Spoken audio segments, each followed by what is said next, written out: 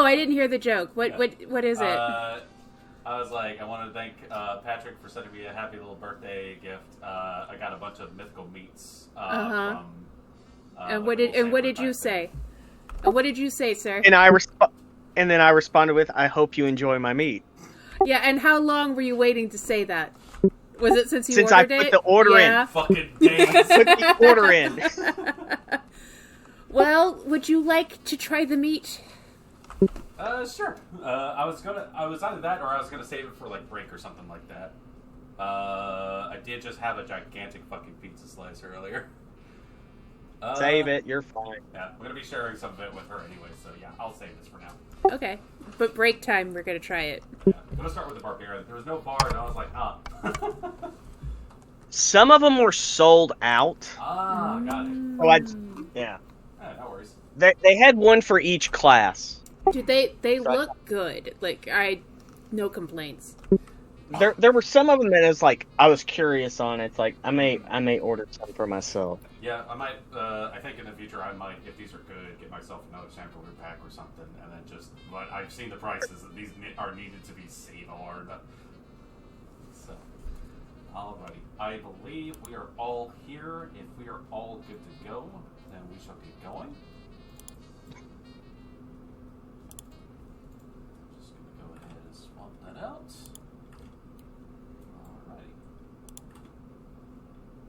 Double checking everyone, make sure there's no last second emergent actions that need to be taken. And here we go.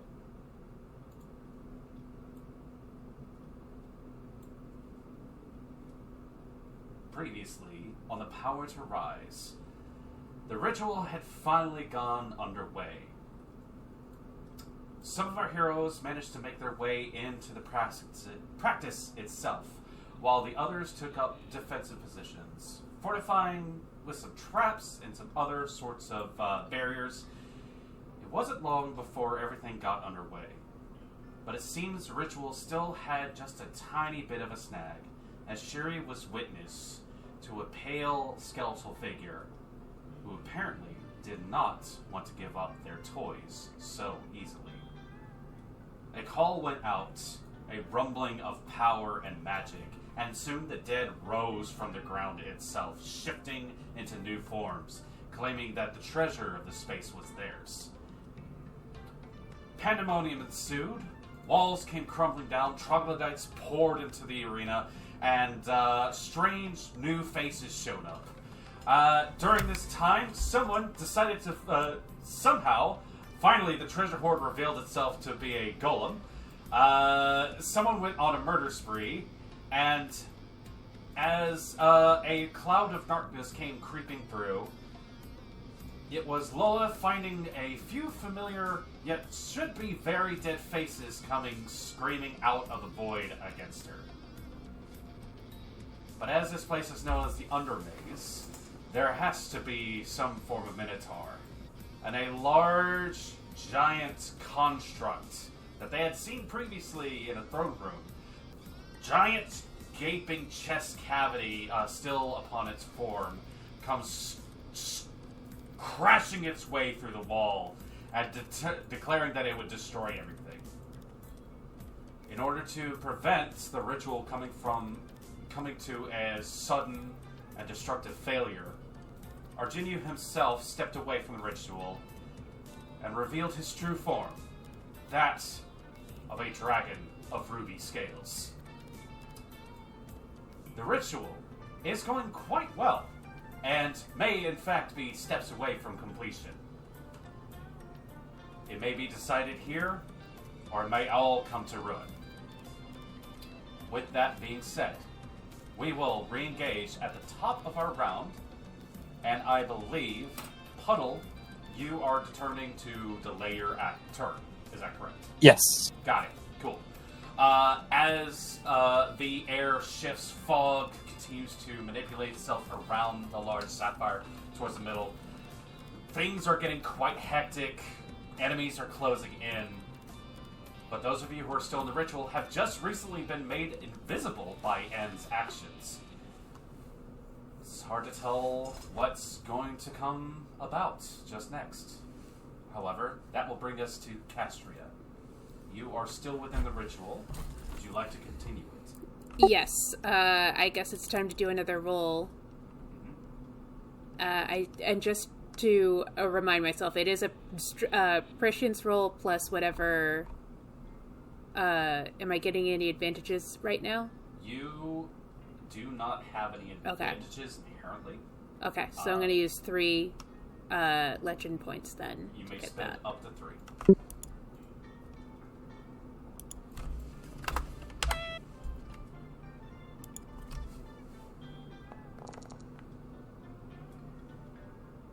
So that dice almost roll over to a natural 20. With the plus 3, that brings you to a 27. Castria, that is an exceptional success. You do get your success on the board, and I will ask you at this moment, would you like to increase that 2-fold? Or would you like to try a different action to help out your allies?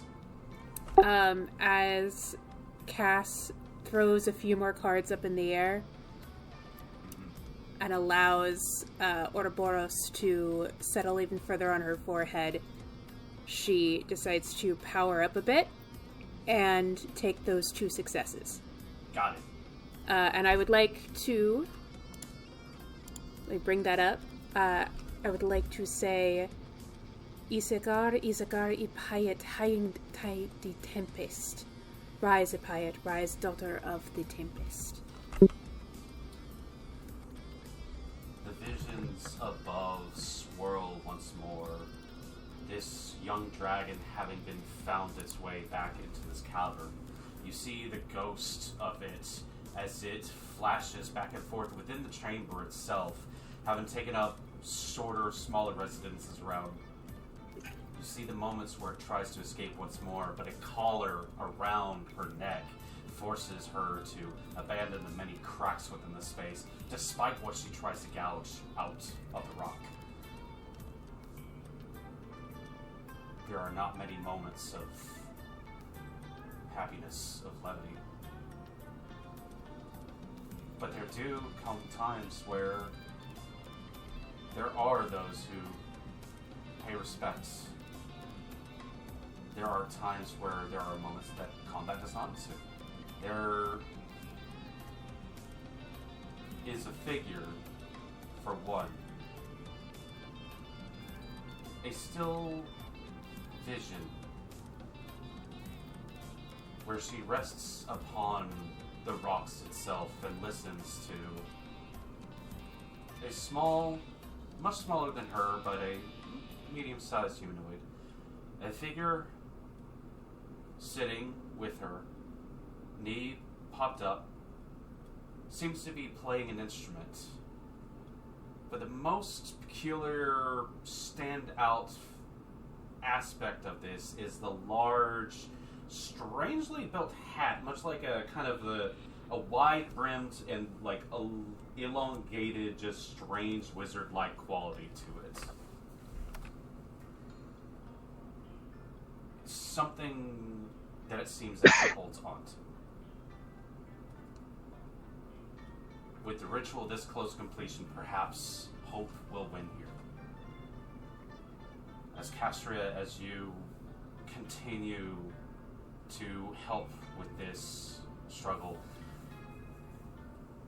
you could swear you almost hear music. That brings us to Shiri, who may, in fact, be able to roll this one out. As Castria, you focus and hit up this Shiri. Things are looking very dicey.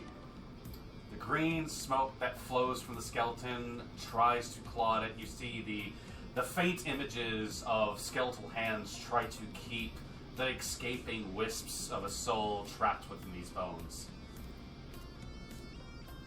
It might be make or break time here. So, Alright.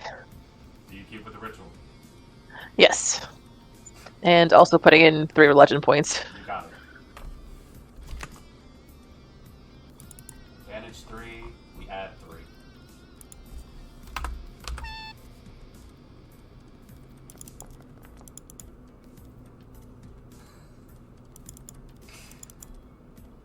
27 brings you up to 30. Sherry, I believe I will give you the same choice as well. I have not announced what the math is currently at the moment. Would you like your successes, or do you think you should help the others in this area?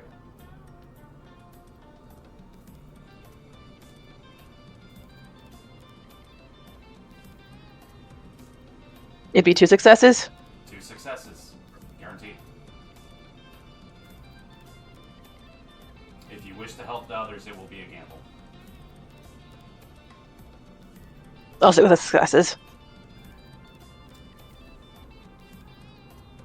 Shiri, as your power reaches out, you see the form of a hand, blue and brilliant, reach out and just try to escape from the maddening anchor that keeps it there.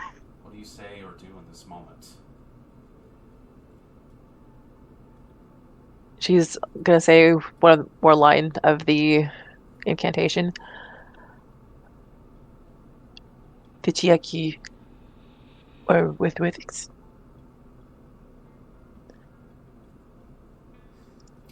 hope.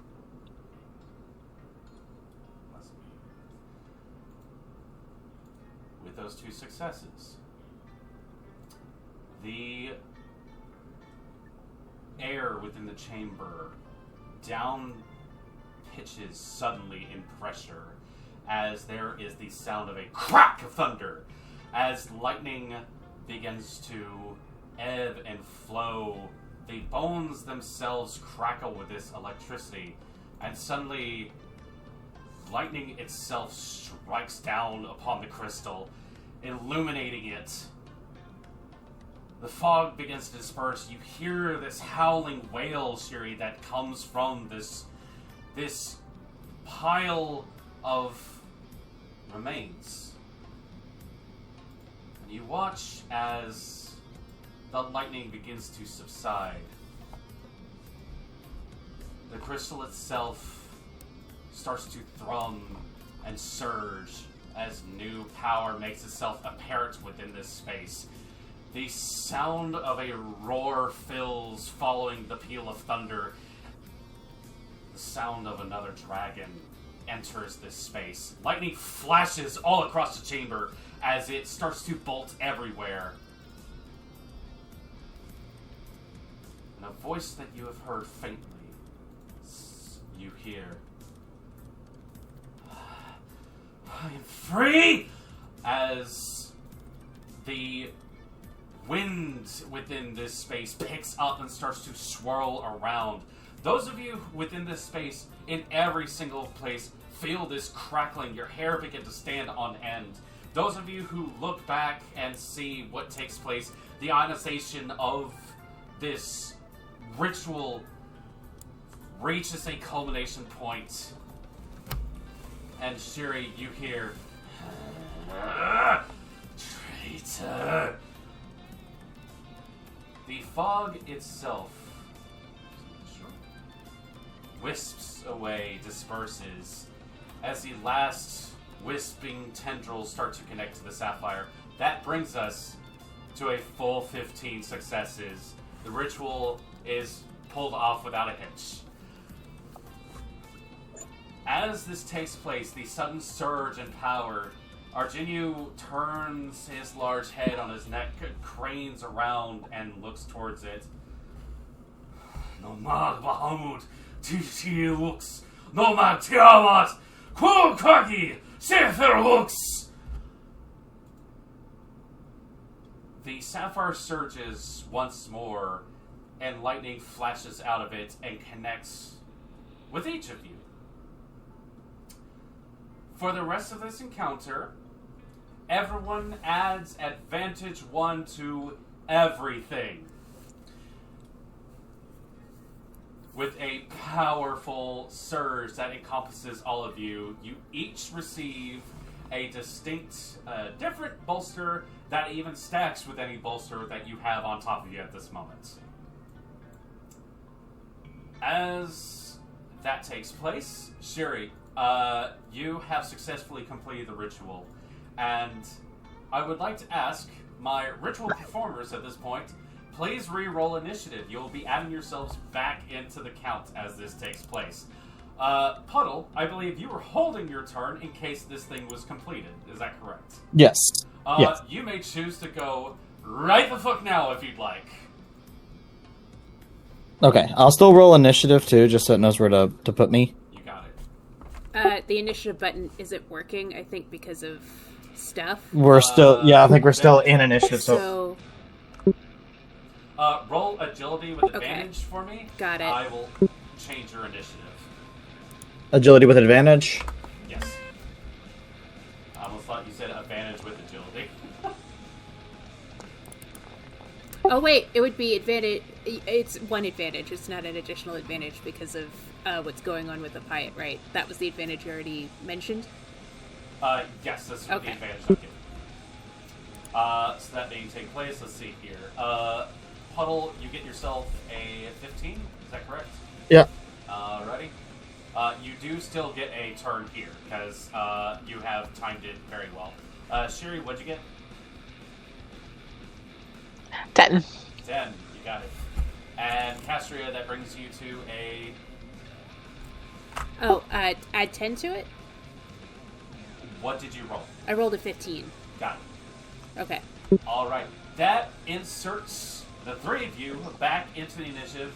Yes, this coming round, you get another turn from the surge that's taking place. Okay, so I get one now, and when it comes to my turn in initiative. Now, Puddle, as you have held your action, and it is paid Awesome. off for you. So these two guys here are the ones that had shot at Lola. Correct. Okay. In that case, I'm going to, seeing that the ritual's done, paintbrush slips back out into the hand. I'm going to turn around. I'm going to focus action, do a 10-foot square, so disadvantage 2 on that. You got it. I have advantage 1 from... I gotta do the math here, because I'm bolstered. So I have 2 bolsters, the one from a Piet, the one from that. That cancels out. I have advantage from my paintbrush, advantage from area, multi-target attack specialist, focus action, battle trance. So it's advantage 4. That's some eye-watering math, Jesus Christ. Is there any extra stake you wish to throw on that, or are you good at advantage 4, Jesus Christ? I have a legend point. Let's throw a legend point in there. Yeah, fuck Yay. it. Alright, we're gonna add one Look to at this. They don't look like they see you coming, so, oh dear. Oh dear. Thank God I had all that extra stank, because I rolled a 1 on the d20. Yeah, so that brings us to 28, and you're attacking both of these folks. Yeah. Okay. Real quick, concealment, that, I believe that gives you... It lowers the guard by 2. Lowers the guard by 2. Excellent. Good to know. I'm just updating their HPs real quick. And, hey, you know what's very funny? That's some exceptional success. What would you like to throw on there? So, as I am getting turned around and I see them, it's something I haven't been able to really experiment with yet, because I haven't had lightning, but now that I have lightning, for at least a little bit, a bolt of thunder, like lightning, cracks down, and thunder just hits them loud in the ears as they're stunned. Energy has access to stun? Energy has access to stunned. Oh, shit. What does that happen? Hold on. I see. Yeah, I'm fucked. Real quick. Yeah, no, their toughness is not that high enough in order to take that.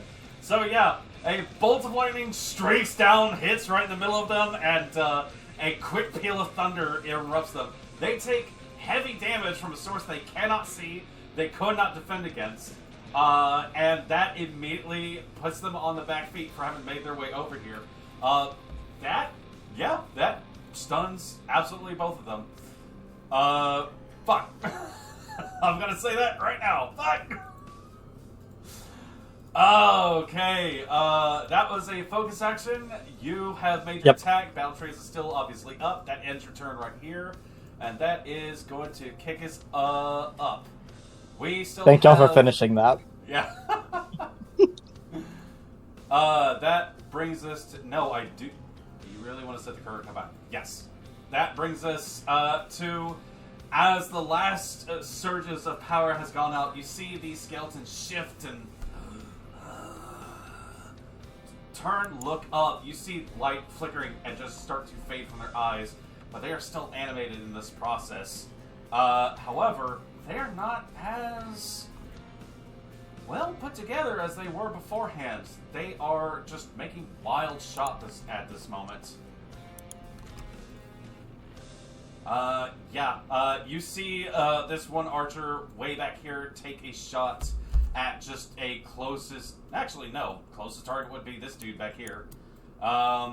Does what looks to be a minimal amount of damage and continues to make its way. Not thinking... Troglodyte knocked down has to make its way out further. Just a second.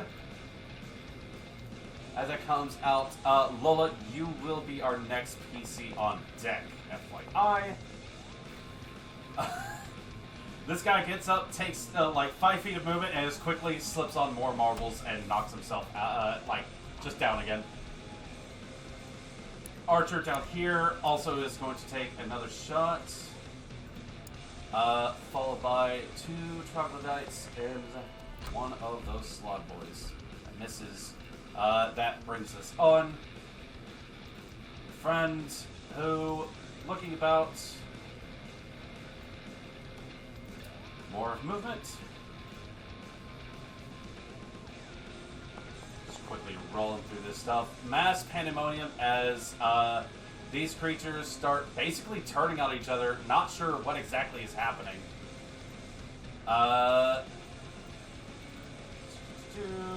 Quickly rolling through. The slug will be up next. And with a quick toss of spear, manages to eradicate that one mage. That will bring us to this one, who currently has turned over and seen a... both is distracted by... I believe still distracted by the phantasm. So does not know precisely what to make of all this. He is... Yeah, he's just gonna swing away, and I'm gonna need him to make another fucking resist roll. Unfortunately, no spell has been cast on him, so he doesn't get his advantage from it. Okay, that is a 12. He managed to finally figure it out that it is not a real thing. Unfortunately, that does take him to the end of his turn. And Lola, that brings us to you. You have a little bit of danger close from different directions. What are we doing here? The things that we're calling her name, she's just gonna walk up with Beamy, and we're just, because I'm just not in the mood for magic, she's just gonna walk over, or rush over. Got it. For this one. Mm-hmm. And we're just gonna try to make an attack with Beamy. You got it. Beamy flies to your hand. Would it be Beamy as a dagger, or Beamy as the other thing? That is up to you. What's up to me? You go to fill her hand, the blade leaps to it. So yes, you pick your form. Is only those 2 forms? It is those 2 forms. Okay, the rapier then. I'll take the rapier. To try to cook something here.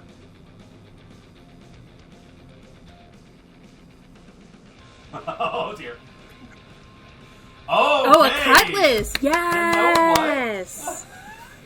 Yes, a cutlass. I don't know what this is called. That's just my favorite sword. It's a cutlass, and it's awesome. Gotcha. That's a great idea. I believe that's a saber. Oh, is it a saber? Yep. Yeah, cutlasses usually have a big flat blade with a lot of weight to it. Oh no, you're right. You're But right. it That's a saber. forms, and That's as so it goes sick. to fill, there is That was the cut. something within it feels what's going on in this moment, and Beamy, as it fills her hand, takes on a brand new form as a saber morphs into your hand, and you're able to slash away. By all means, please swing. So yeah, it's gonna be like a run up this way, and let's see if I hit. Hey, guess what? You're swinging with 2 hands. Add an additional advantage Yeah. to your attack. So that's advantage 2 to that as well. Yeah. So that's 3. Advantage 3 total, wouldn't it? From That's the one we got. Oh yeah. It's, Has your agility been bolstered as well? were Someone you had already, bullshit. Were you already counting the Apayat one? Yes. No, I wasn't counting the pie. Okay. Oh, he was. Okay. Okay, so Yeah, it should be- so yeah, no, it's 2. Got it. It's Okay. just 2. In addition, I do need No, it's 2. I was listening. You got it. Let's hope I do all right. Oh.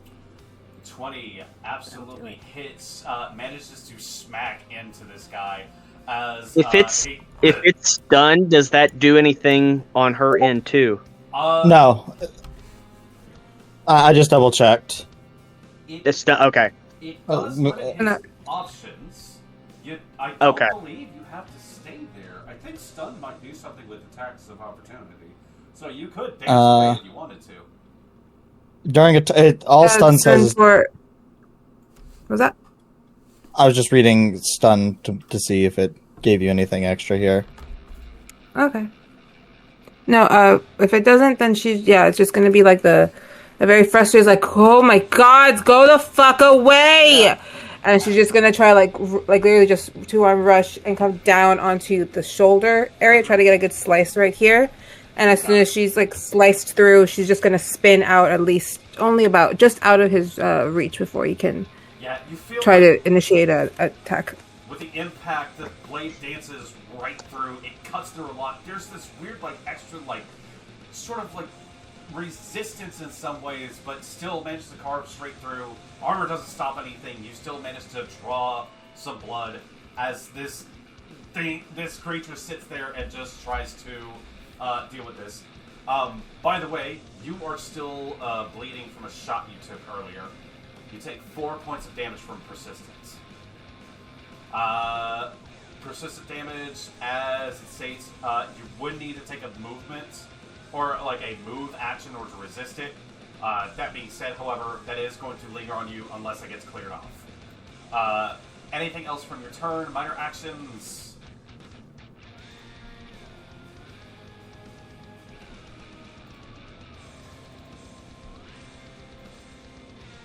Minor action. Speaking's a minor action, right? Speaking free. is free action for most part. Free action. Oh, okay. So she just kind of calls out, I was like, not to be very bad news, but I'm actually not doing so well, so we could hurry this up.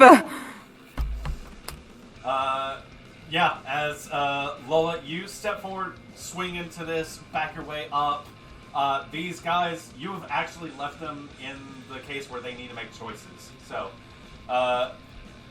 that brings us to Skeleton Warrior, who, seeing lots of targets, just goes for the nearest non-undead thing. Ira, you're going to be our next PC up after this, these 2 turns here.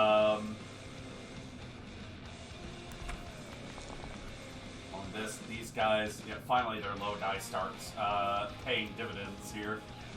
No dice is what I need. Excuse me, I need to clear off a bunch of sheets from my thing so I can see what I'm doing. You gotta remember to close them. This brings us to Other Slot, who also is still very much distracted. Wants to get at everything, can't. Is like, don't worry, this time I'll get the scorpion. Yeah. Does he resist? Natural 20, he does manage to resist it. He finally does realize the scorpion isn't real. However, that's at the end of their turn. Iria, that brings us to you. Hearing Lola's cry or plea. Ah, fuck. So, focus action, Okay, lethal strike, okay. plus the bow and the Apayat. So that's an advantage 3, correct? I'm gonna say, okay, so lethal strike. Do they even know I'm up there? I think with all the distance and everything that's happening here, I think an attack from your direction. Roll me an agility. I'm going to roll perception on their behalf just to see if they can even see it coming. Okay. I am going to give them disadvantage because they are locked onto something at the moment. We are looking for great that absolutely beats the 17 I rolled. You do get lethal strike on this. Okay, so focus, lethal, a pay it booster. So that's advantage 3. Yes, that is advantage 3. And then I'm throwing a legend point in it, so advantage 4. Got it. On the, because I can't technically hit that one yet. That would be disadvantage. So I'm doing. That one. No, that. Okay. Wow, Okay, that is so, actually perfectly spaced for you. yes. So. Yeah, swing away.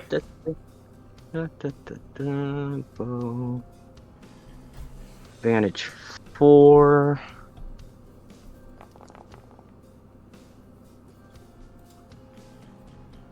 Uh, 17. 18. 18. That is a very good strike as you manage to lance into the side of this thing. You see those who are close enough to look at this form. The impact does hit, just manages to get into the guard and everything else along those lines. It's a shoulder shot, but there is a Tarantino-esque amount of blood that flies out of the other end of this creature. Like something big has been ruptured. But the reaction from the face of this creature does not belie that it's been seriously wounded. That is a strike. It is not down just yet. Because I can't move. Focus action. That is your turn. Yep. That's one thing. Yep. All right. Yep. Our next PC on the dock is going to be End once it comes around. Brings us to this troglodyte who, looking down at you, doesn't like the fact that you have that bow. Is going to try to disarm you.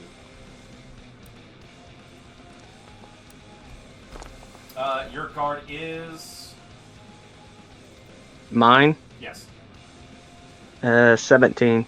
19. You are quickly disarmed of your bow as a javelin comes in, and you are forced to drop it as it comes straight through, right, like between string and haft itself.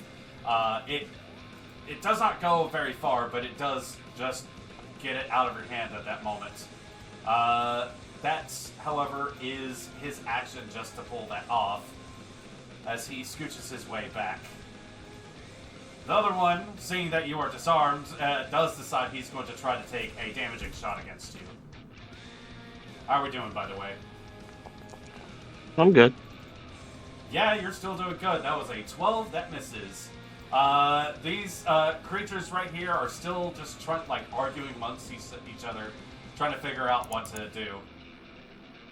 This brings us to Arginio, who, looking back, seeing everything take place, turns and looks and goes, "Good work. It looks like it's finally taken effect. Not that I should issue orders. Slay them all!" And will bring his head back. You see a collection of color start to collect within his mouth, and as he hasn't had to move, he's going to focus this as he pulls out a vast flow of energy, not specifically fire, that races out, and he is just going to do his breath weapon. Let's see here. He does get. Oh, that is not entirely correct, but we'll roll that first to see how that goes. Okay. Just gonna see if that replaces that. Oh, dear God. Okay. Second, that. This is gonna replace. Arginio leans his head back, opens his mouth, and a torrent of bright red sparks and reverberations and all sorts of strangeness, like shards of glass and everything, rocket out of his mouth as he manages to quote.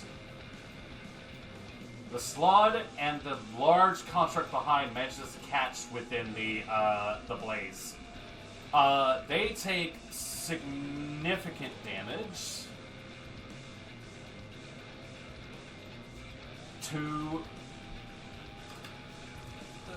a very distinct tune of the slots themselves are bloody, and the construct itself takes a fair amount of damage as well, as he just basically leans into this. Just a second, I'm just doing math in my head here. That's okay. Yeah, that's a. Got it. Okay. He breathes that strange power. You see the light leave from him right after he does so. He quickly starts. You watch as these things start to take a little bit of extra stuff going on at this moment. But as they trundle forth, they basically sit there, and he just takes a breath. That was a focus action from him. That does bring us to the giant construct. Seeing everything within the space, obviously recognizes a large target, and is going to move forward just to engage with this. Multi-target. Multi-attack. Not multi-target. He's going to be making 3 swings. Just answer a quick question. Taking 3 swings against both the warrior, both skeletons. Yes, there is a tiny skeleton there. I know who I'm talking about. And trying to do a sort of ramming attack against the dragon it sees, because fuck this thing. It's not on the list.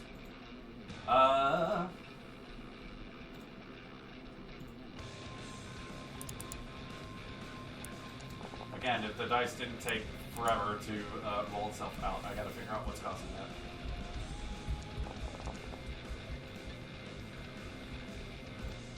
Alright.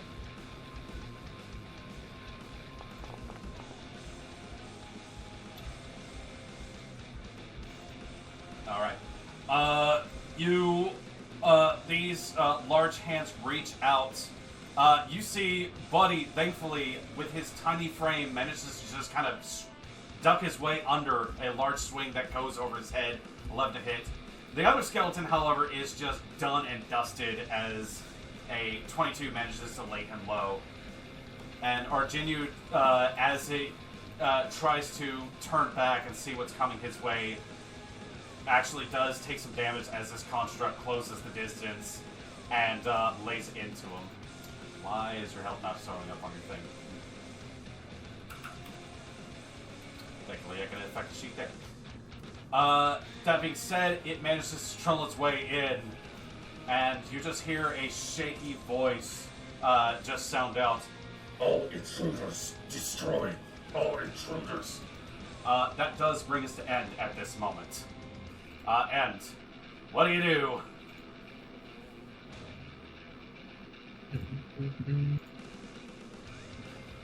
Oh, since I can't do what I want. I'll attempt to. What are you? Heal Lola. Got it. Thank There's the bottom. Yeah.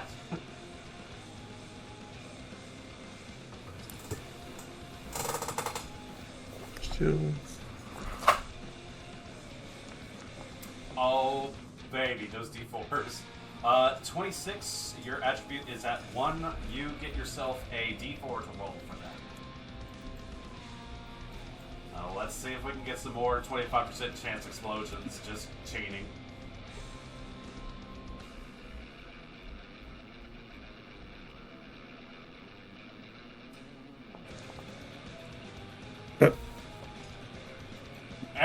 helps. Lola, you managed to heal 1 point back as Anne desperately tries to patch yourself up and help stem the tide. It's something, but it's going to take a moment for things to get better. And any other actions from you? Yeah, I'm worried. This way. Okay. You managed to put yourself there. Got it. Minor actions for your turn? Just to sustain the stuff I have in mind. You got it. Alright. That being said, that brings us to the end of your turn. More small stuff. Puddle, you will be the next PC after a few things. This troglodyte wisely is going to keep his distance from the Horde Golem and is just going to hop into that mess. That fucking misses like shit. Just more throws here. It's entirely possible some bad stuff may happen.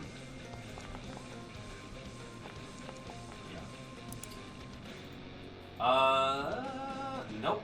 2 misses. Does this thing go, I know, we'll deal with the giant pile of stuff with these sticks. And absolutely no dice. Target, very big environment, although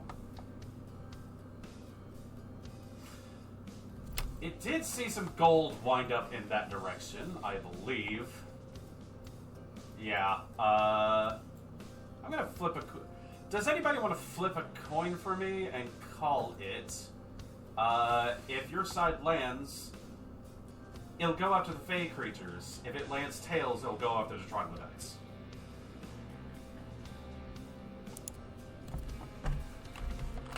The coin is just a D2. Yes. There is a there coin you go. flip table if anybody would like to do that. Oh. Buddy did it. I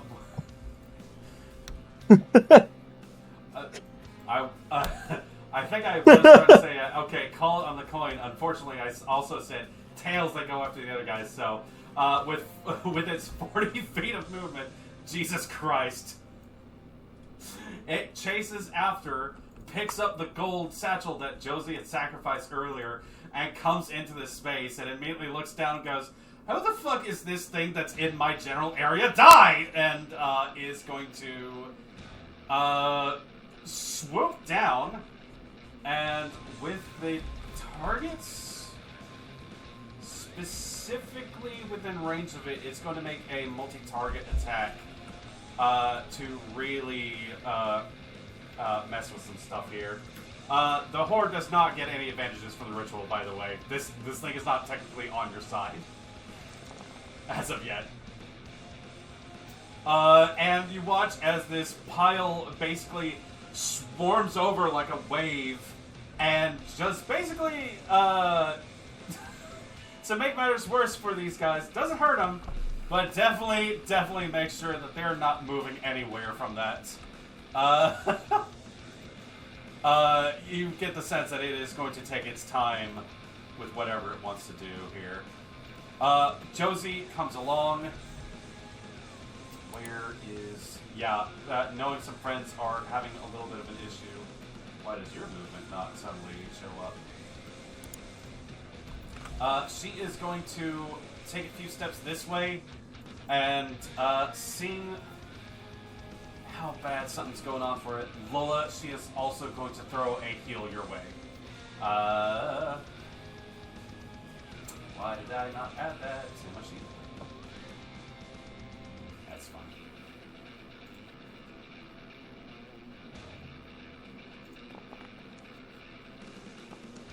Alright. There you go. Yep. Lola, you see, she goes, hold on, I got you. Puts a little bead in her slingshot, reaches back, fires it in your way. I don't know what the hell I was trying to say. Poofs into a vapor. And you will heal another 6 points as she goes, I've got bandages over here. And she is going to move herself in your direction. And you see she starts drawing linens out of one of her many, many pockets. as she is suggesting she can help you with the persistent damage situation. Puddle, you're up after this guy who is just going to take a shot. So,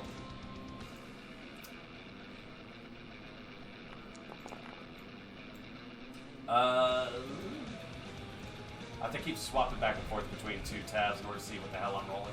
Sorry, guys. Quick shot to this thing's throat. This one goes down.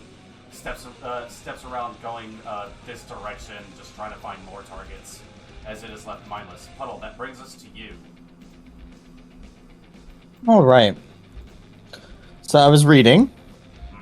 When you do line area attacks, they don't have to originate from you. You just mark the line you want to do. That is correct. Oh dear.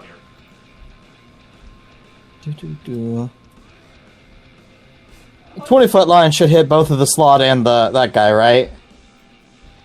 Oh, okay. That's not the targets I thought were coming. Yeah? Yeah, no. The Gold Horde seems to be doing okay with those two guys, and they're both still stunned.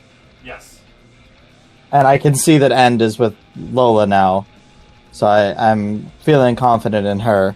However, the big guy and the frog guys both scare me. Got it. And then let me... This is technically... It is technically within 50 feet of my targeting, so I shouldn't have to move. No. So, once again, I'm gonna focus action. As long as 1 point of the area you're picking is within range, you're good, I would say. It's the same math as the previous one, so it's advantage 4. I'm not gonna throw a legend point into this one. So it's just advantage 4. Okay.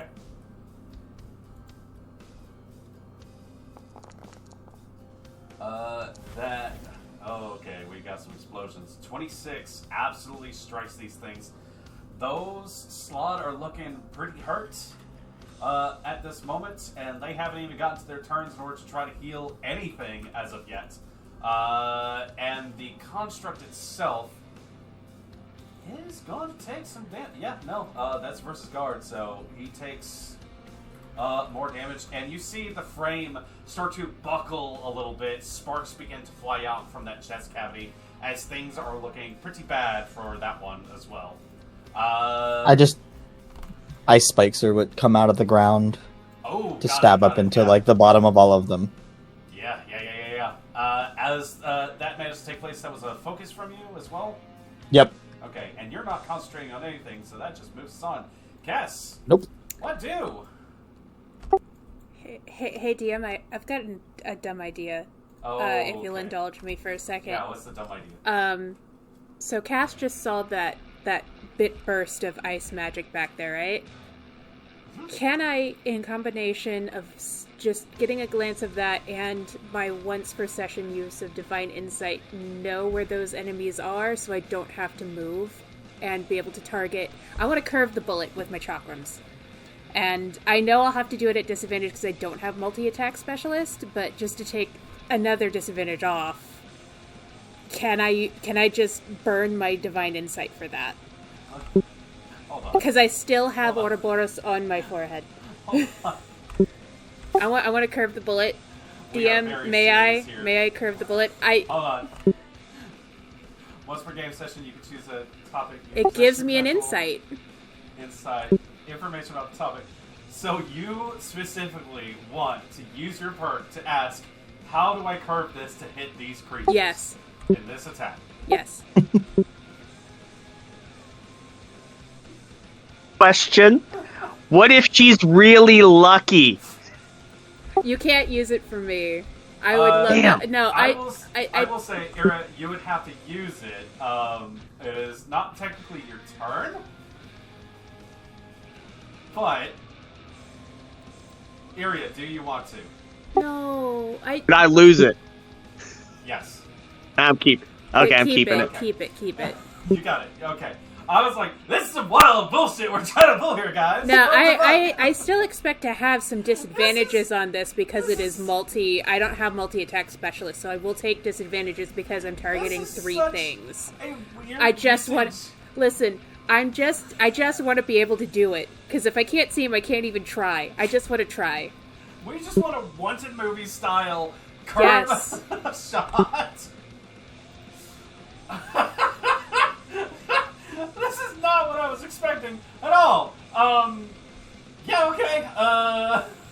Alright, burn the divine insight usage. So I you burn divine asked Who are the you dealer. Dealer, I would really, really, really like to do something cool. Can you help me? So, okay. Who are your targets? I have to ask. The two slod and the construct. I almost And called the it its real construct. name. And the construct. Okay.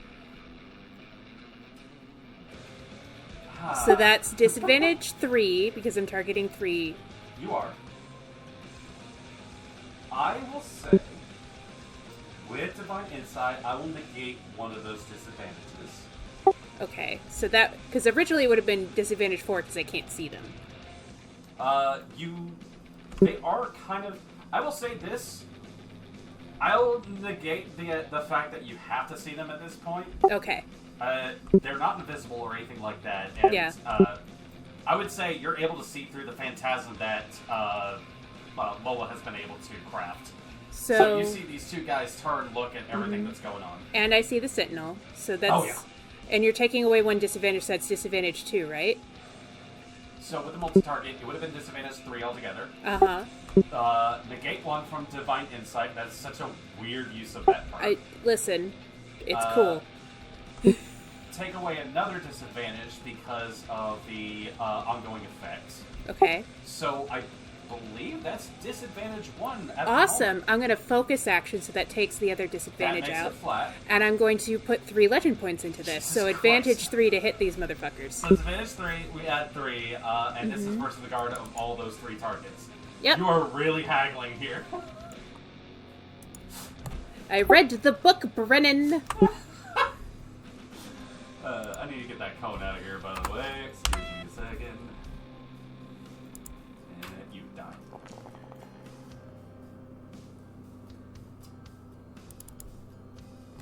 All that. You gotta be fucking kidding me. That brings us to a 13, and I really hate to say it, that comes nowhere near any of No, the guards I of know. any of these creatures. I tried. I know. Do I I'm get so points sorry. for trying? You do get points for trying. E for effort, which E stands for excellent. You hurl these chakrams, and as you begin to see it, you kind of unfortunately have that Doctor Strange moment of trying to see every single possibility, and at a certain point, you just go, I think I got it. Shit. Yeah. Unfortunately, you miss. Damn. Okay. Well, it was a cool idea. Yeah, you definitely give it your best shot, but that ends your turn there. Sherry, you will be our next PC up after a couple of troglodytes who, getting up, this guy understands what's going on, is just going to jump off of here after he basically figures I'm not fucking around with this Kevin McAllister bullshit. And on his way down is just going to take a shot at the closest target. Got it. Yep. Hurling a spear backwards, manages to take out that one warrior, and gets just 5 more feet, and that's it. That moves us on all the way back here. Absolutely nothing happening in this space.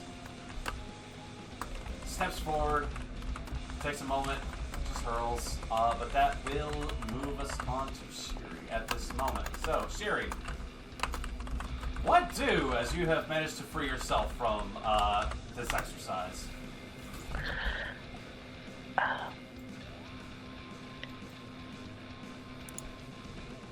Regarding doing auras, they have to be on a person?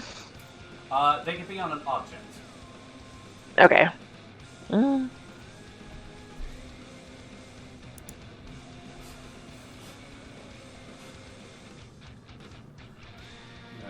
the timelines are not working out, Caster. That's sorry. It's okay. Listen, I just wanted to try. And I got to try, and it's fine. Let me see here. I'm looking up aura just to clarify. You surround a willing target. I see. Okay. Yeah, if you have an item that you'd like to put an aura on, or if you know someone who you could probably attach something to, you are free to pick.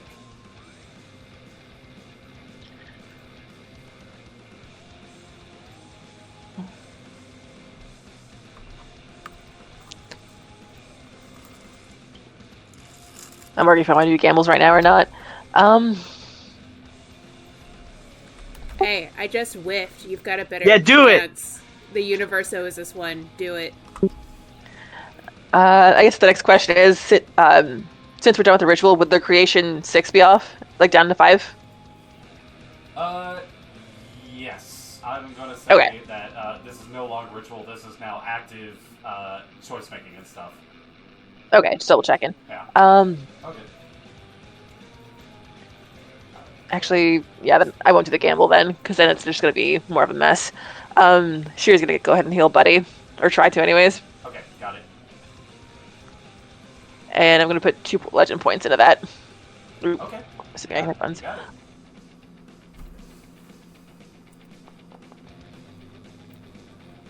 15, that brings you to a power level 2 heal. That's going to be a D6 from you.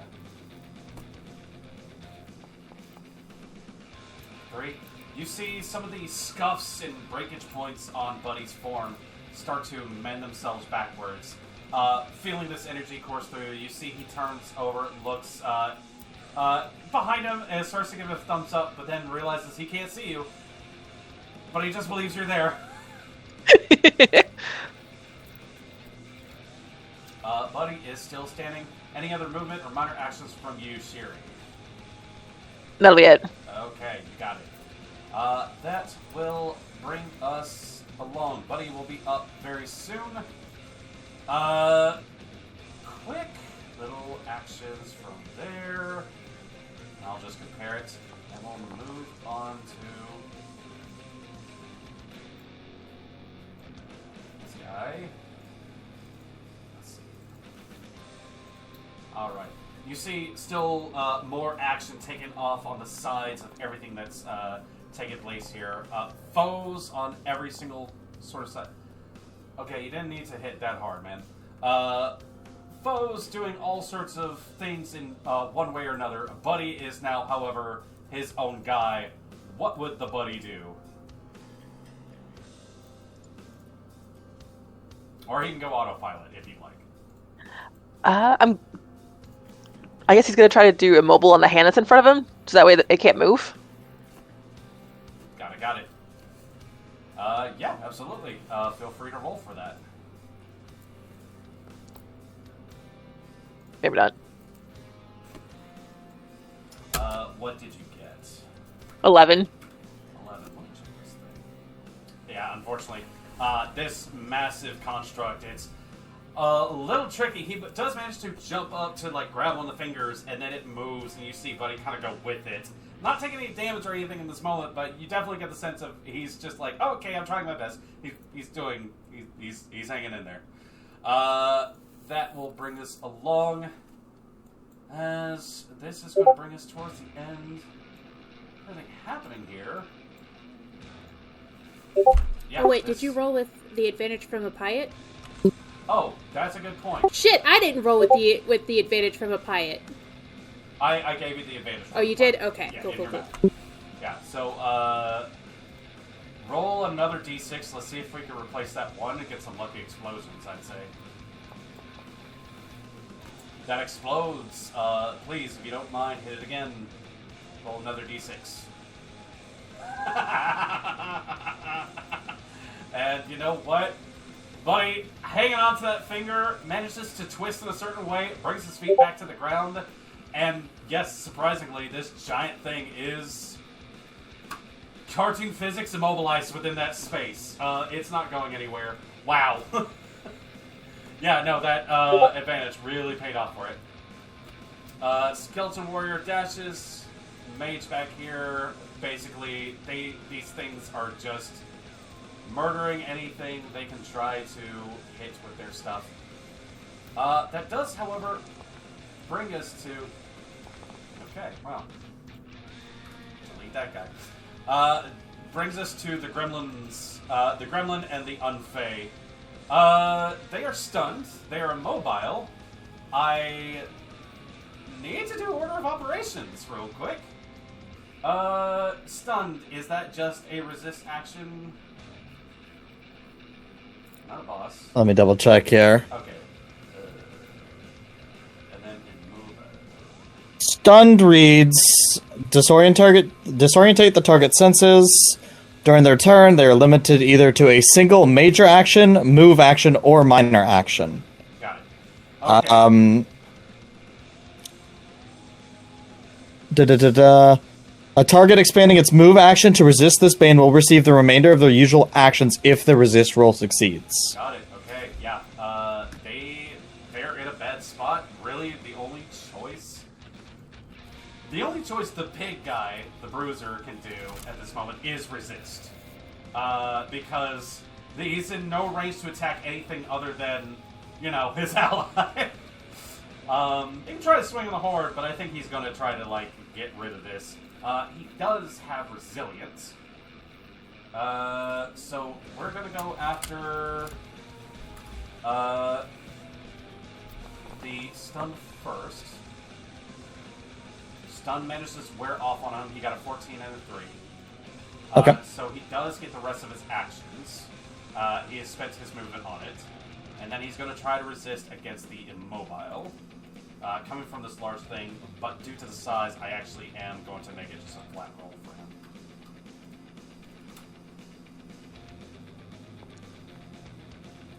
And that's hit right over onto a 5.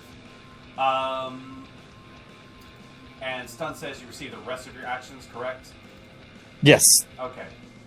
He is going to pull out a glaive with reach and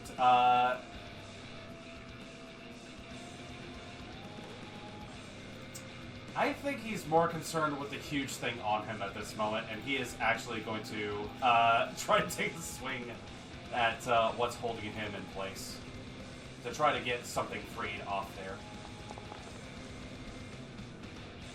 And he rolls a natural 1 on the d20.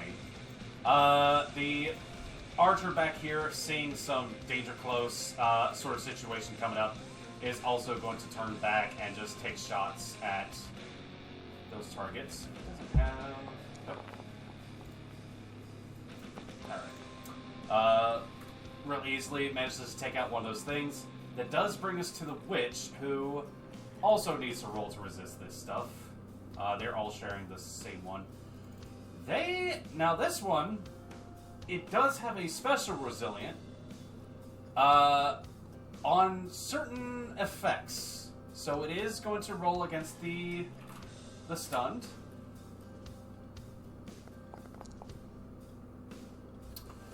That is an 8 and 19. Stun manages to wear off. But does not have the advantage against a physical sort of bane, so rolling with disadvantage to free itself from the horde. Also manages to roll pretty poorly for that, also stuck in that moment. Still, however, does not like a very specific target. Let's see here.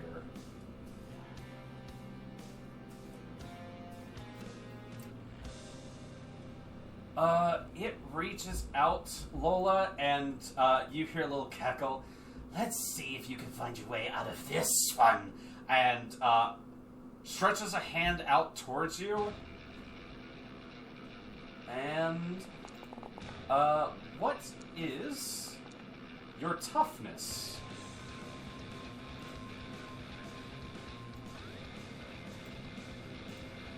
12. 12. Okay. You see the world go dark as your eyes cloud and pulse and go red, and you're close enough to see this. Her eyes go a strange bloodshot and then just cover over with like a dark red tinge to it. Lola, you are blinded. as that takes place, you hear her go, okay, just hold yourself still. I'm gonna get over there and get off of me. That does, however, bring us to the end of their turn. Still a lot of actions being taken place here. Lola, you are next up after a few NPCs go. We're just going to quick shot through a lot of the stuff. Yep. This guy manages to get himself up, gets over here. No other dice. No, not invisible. I didn't want to do that. More action taking place here. Jumps down, makes his way over. This slog is going to take some persistent damage. You think I'd have these things on hand? Just a second. Where's the damage sheets at? Okay, there we go. It is meant to regenerate, but the damage comes first. And, wouldn't you know it, the persistent damage right on top of the damage that Puddle managed to do the last turn actually manages, you watch it just go, okay, I'm good, and then just a jolt of lightning and just some extra sparks come off of it, and you see him just go, ah! And just disintegrate. That guy's gone. Lola, that brings us to you. Everything's dark.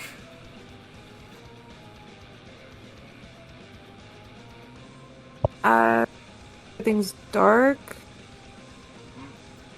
I'm gonna cast telepathy on End, who I know is still near me. Okay. To try and kind of be like, I don't know what I'm doing because I can't see shat. So could you like grab me so I know where I am, please? Thank you. I don't sheep beaming. I don't. If I said that, I don't. I don't know where that was in my brain. You still have beaming I still have her. outdoors. Yeah, and in a defensive position. Got it.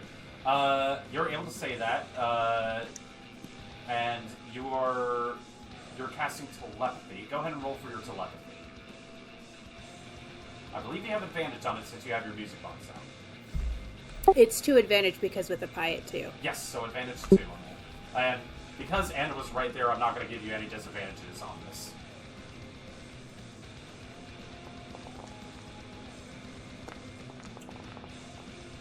Okay.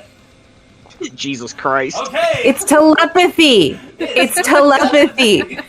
Why? This? For this? 27. The lowest number you needed to hit was a 3, but you definitely hit the 5 out of the park. And you hear Lola's voice appear in your head, and she communicates all of that to you. You have telepathy at that moment. Do you have superior concentration, by the way?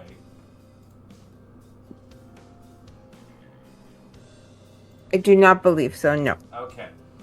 In that case, you swap to concentrating on this. The giant metal scorpion has done its job, and just disappears from that moment onwards. You still have movement and minor actions. You do take 1 point of damage from the persistent that's still on you. Tickle damage at this point.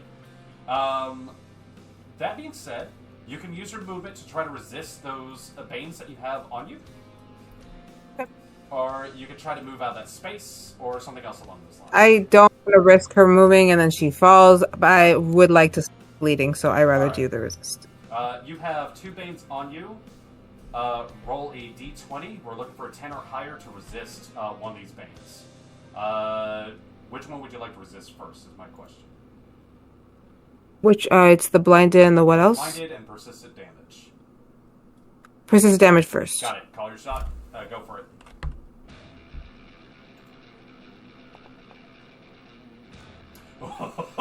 I saw that 15? linger on the 5 at that moment. Thankfully, as you take a moment, you manage to reach down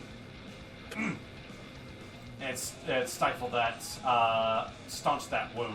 You are no longer bleeding. Resist roll continues on. We're rolling for blinded at this point.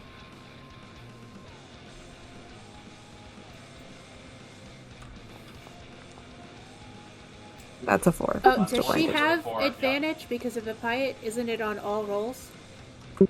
You're correct. Roll another Yeah, d20. roll another one. You get another shot at this.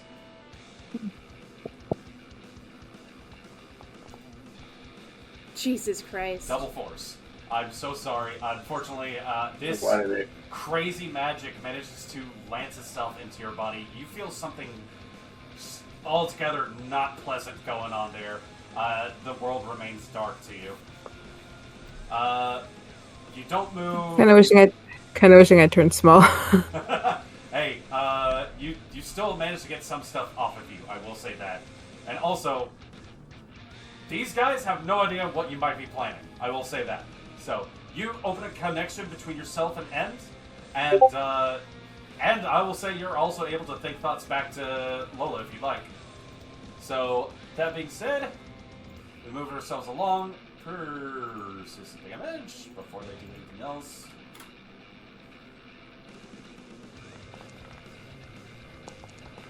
Okay, well, yeah. Before anything else, yeah,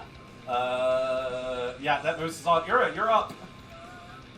Okay, Surprise. 2 questions. First question, where is my bow at? Your bow, I'm gonna say it is going to be like it's actually 10 feet away from you. Like I'm gonna Okay. say right there. Sorry. Second question, if I kill something that has a bane on somebody, does that bane drop? If you kill something that has a bane on it, if it was The thing that has the blind on Lola, if I kill it, does the blind go away? it does not. This is not a bane it needs to concentrate on. There are some things Okay. that do. Okay. And it can't be Okay. but yes, in this case, I'm going to say no. Just to give you the assistance there. Okay. I am going to run this way. As I'm running, I use my foot to kick up the bow. Got it. So let me switch to movement.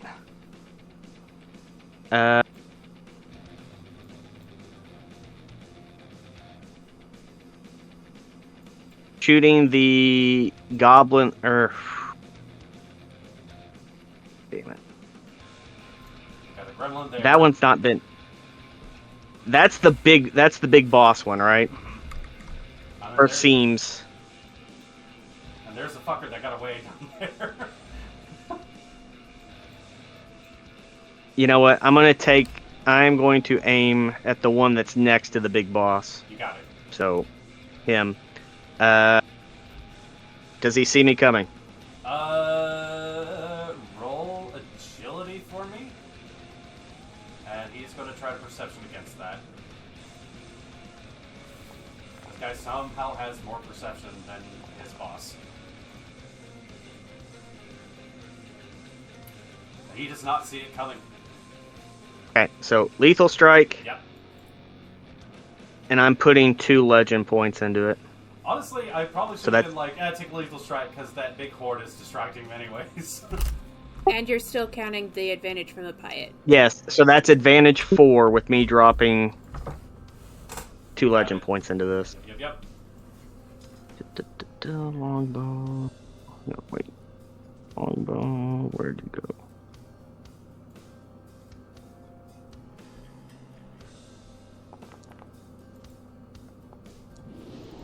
Okay, that's actually what I need to have there. 30 to hit the big guy. Yep. How do you want to do this?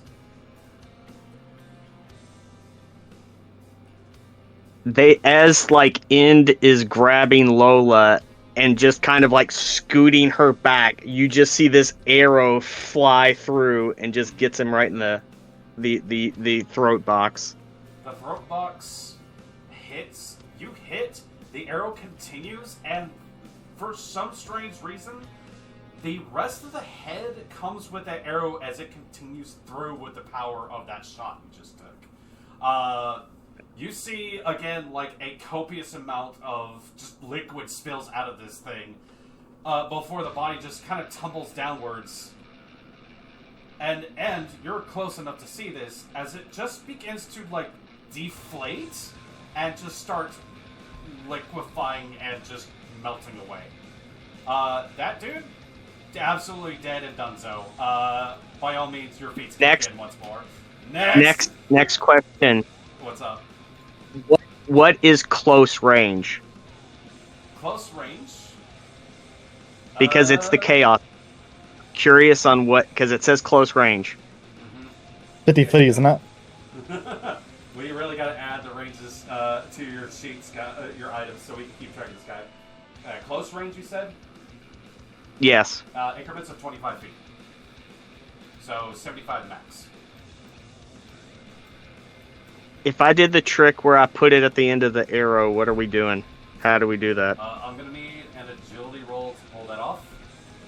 Okay, so first I'm going to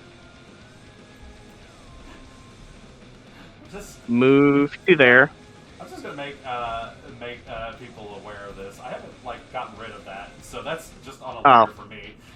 So I was like, before you do that, I was like, oh, wait, no, you don't. That's not for you. Okay.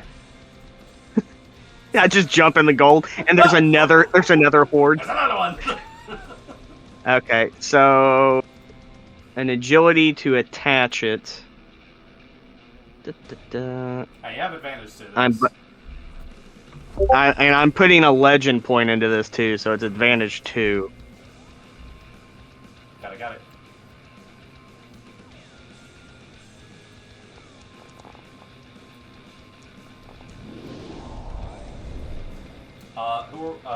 Yeah. 24. Okay. You just pull that off. Okay, I am attacking this square. Is it not pegging it? Basically, it's a 15-foot cube, so I am going to be hitting all 3 of those. Alrighty.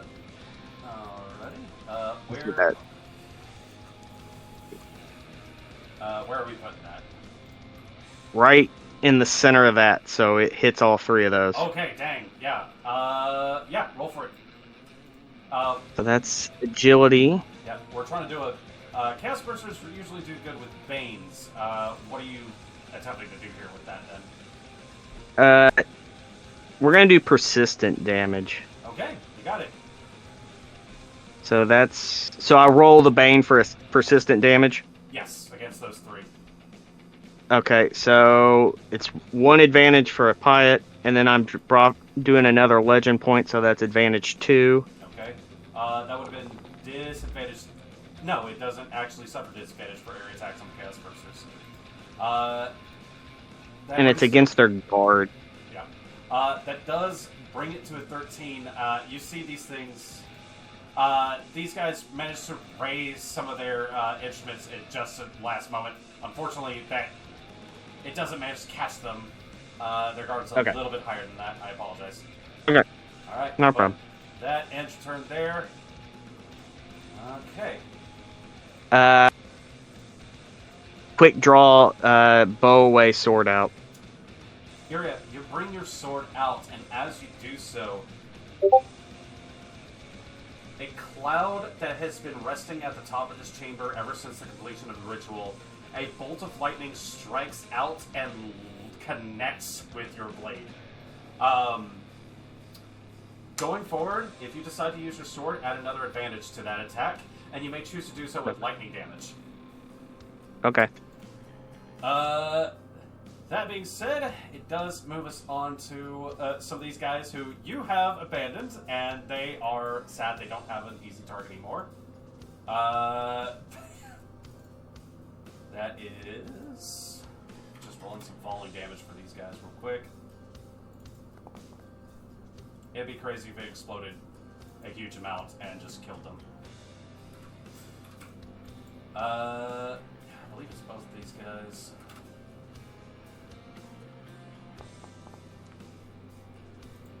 Okay. That's a times. That's not right. They both managed to land.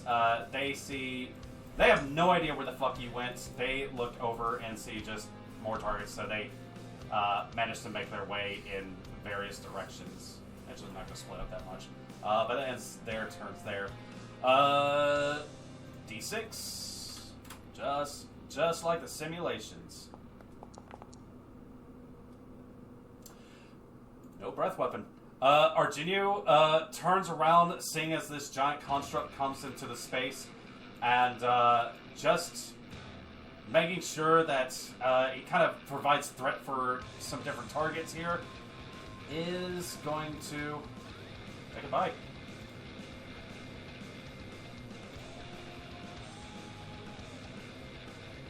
He is going after the large hand. Seeing as it is grappled, he does manage to do some damage to it. Not much, but you see, like, he moves over and just starts to chomp into it, making himself as much of a big target just in case anything were to happen. And we're going to be up next after the construct is going to attempt to try to shake off Buddy. However, because the hand itself has to make this roll, I'm going to say the hand has disadvantage on these strike. On this attempt. A 3 does not do it. As a minor action, these hands start moving back over in this direction. And he takes basically just another quick little... You see a section on its chest opens up and a large spike kind of shoots forward as he attempts to impale the dragon.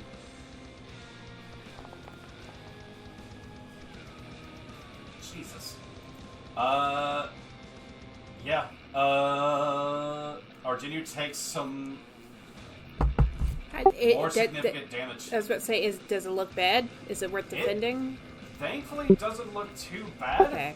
Not enough to cause any extra veins or anything else along those lines, but you see Arginio is losing lifeblood from this sort of situation. Very much just trying to make sure you guys don't have to take all this damage. And that brings us to you. You have Lola on a one-way call, two-way call situation. What would you like to do?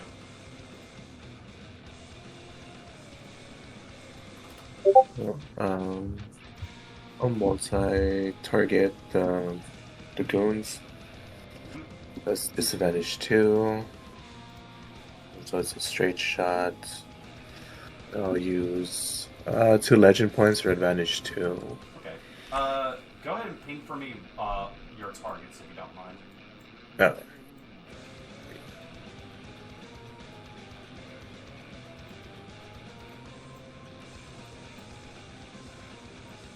These 2? Oh, this guy's dead. You don't need to target him. Oh, I thought he was... Okay. Yeah, sorry, I was hoping it would flash a big fucking skull on him. Oh, now I see it. Let's go zoom down. Okay, Yeah. so it's just, then the other one then. So that'll be advantage 2 then. Normal, so I won't use the points. Because of my boister and then the dragon's boister. Yeah, you got it. So advantage 2.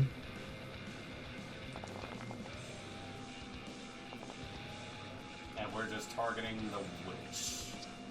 Kill the witch. 23. 23. Yeah, that does some significant damage as well. You see this creature is just losing bits and pieces of itself as it just tries to, get out of its situation, but turns back and looks. Listen here, maid thing. I'll get you next. After the pretty girl. Still kicking. Away. Not going anywhere. I'll move up here then. You got it.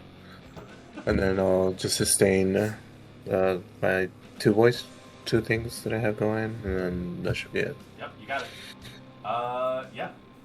That is going to end your turn, and where are we at in this section? These guys, seeing that you have tried some shit, this one is going to take a step over, and see here, is just going to pick up a spear and hurl it at you. Area. And you said your guard is 17, I believe? 17. Got it. Mhm. It manages to fly, like, past. It doesn't impact you directly in the body, but you see it manages to just slice along your arm a little bit. And instead of any damage at this moment, manages to get the bleed on you. Brings us to this guy who also sees you coming forward, is going to back up his buddy, and brings up his own spear.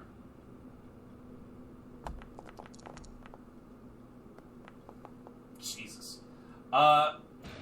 He picks up his spear, goes to hurl it, the head of it falls off as he does so, and it manages to connect with you in the center, and you are knocked down. They don't know what your whole deal is, and they want you to just get away. Yep, they basically spend their turns just having to make you deal with something else. Golem smash.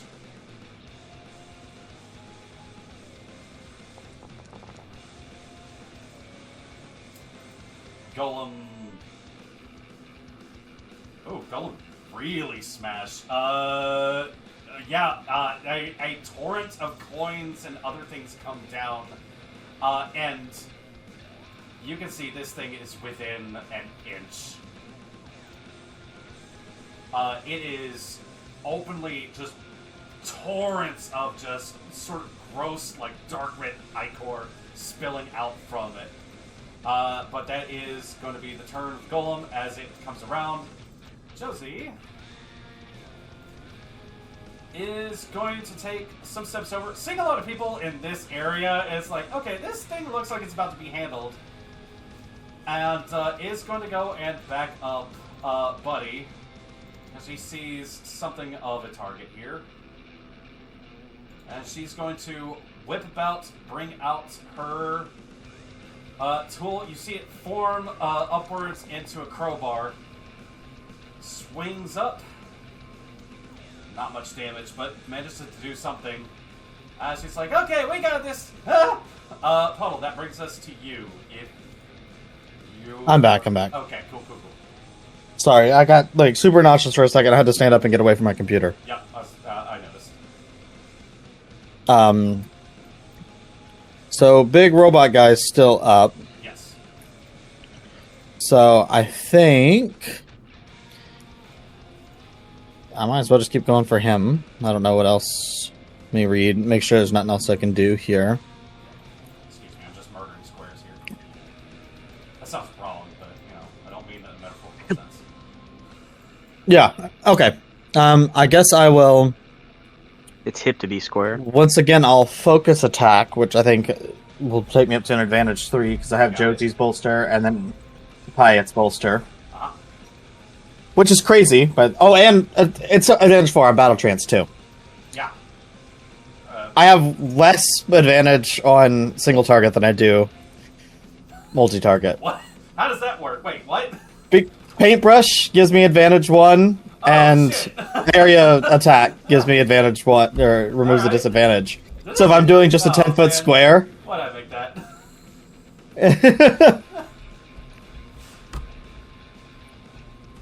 It only works if it's just a 10-foot square. So if I do like 2 targets in it. Got it. Okay.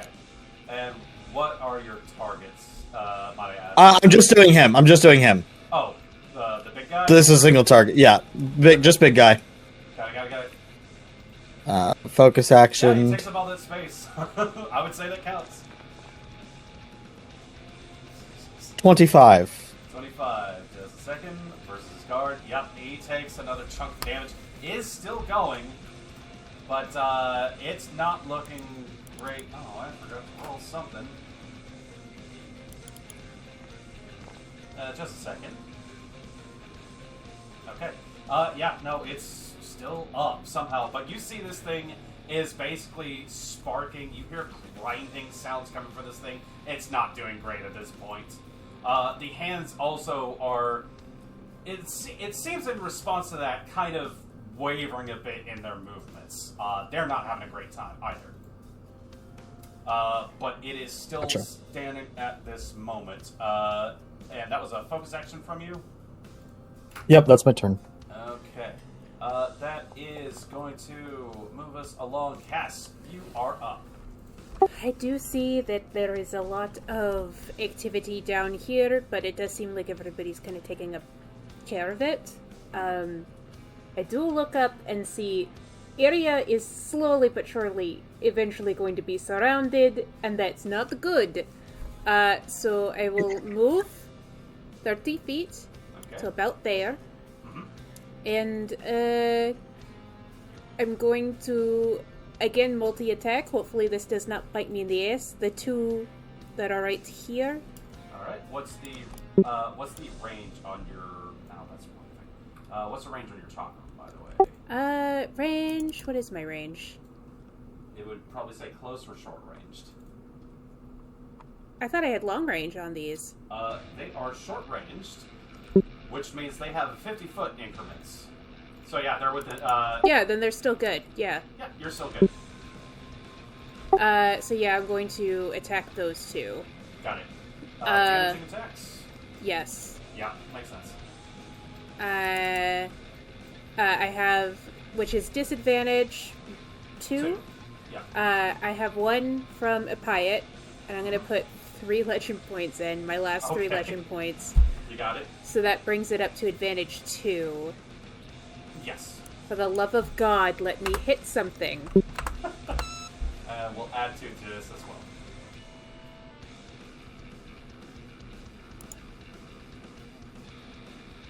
As soon as the box wants to pop up. There we go. Okay.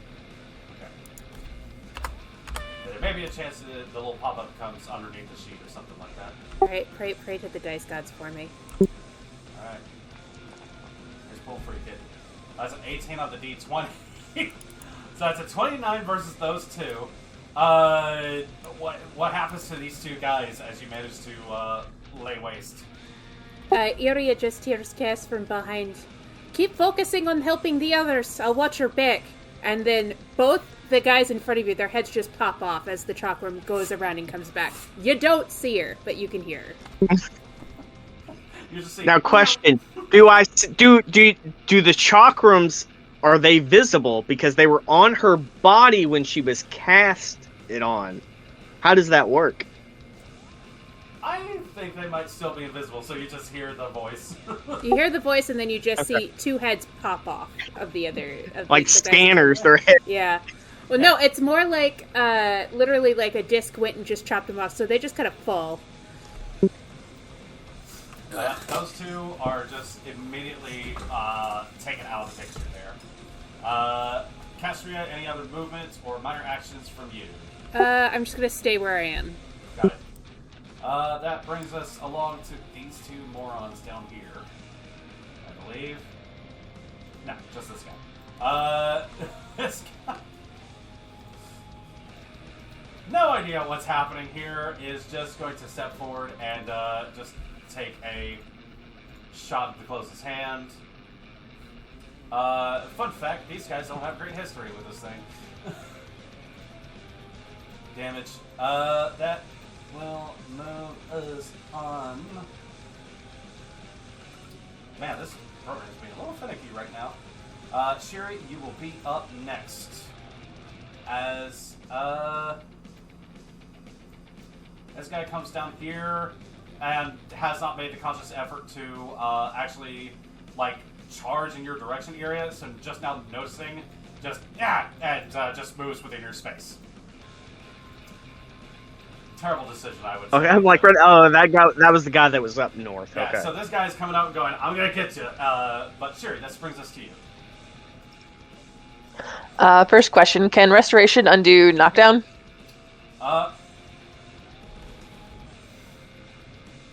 Technically, I wasn't sure.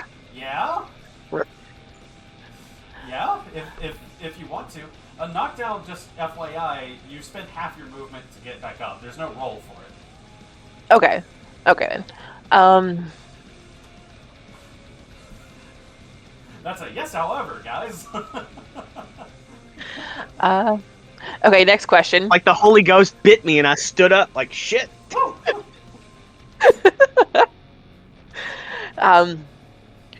Option 2, if I do identification as an aura with heal on it, does that last the whole minute, or does that just start after a minute? That would start after a minute.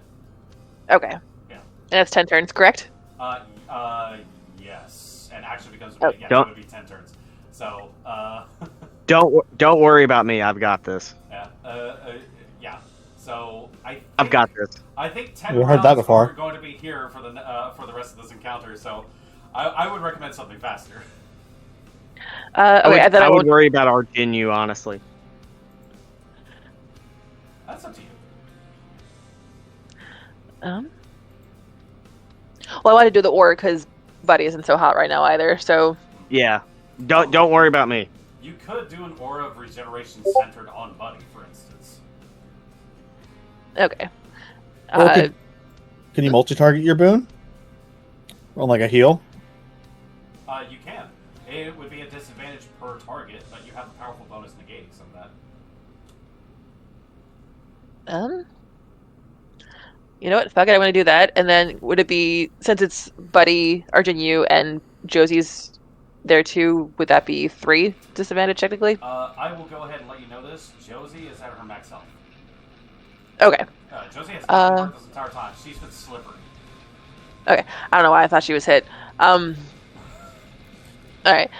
Yeah, I'll use 1 legend point and then here we go. Okay. I was going to say, same math, you can include Lola in that as well. Okay, yeah, that'll add her too. So the disadvantage 3, you have a powerful bonus that brings you back up to disadvantage 2. Is there anything else A you can Payat? throw down on that? You have the Payat bonus, Yeah. so disadvantage 1 total for now. Any other She said she had a legend point. I was using 2 legend points to. That'll bring it to flat. To and even out. you add 1. Okay. And you could focus too if you're not doing anything with your minor or movement. That's true. Okay, then yeah, that would be 2. Haha. All right. Thank you. Advantage 2, yeah. That's a lot of Teamwork! We're learning. We're learning how to get around the system and why Absolutely. legend Our points max are. heal, roll. I will let you choose. I would say roll 2d6. This applies to all of those targets, or you can just roll dice for each person, however you feel. Also, roll the 2d6. All right, 2d6x.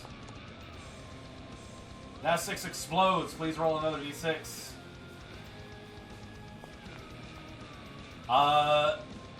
Arjinu, Buddy, and Lola heal for 14 points with a wave of bright sparkles that circle around them.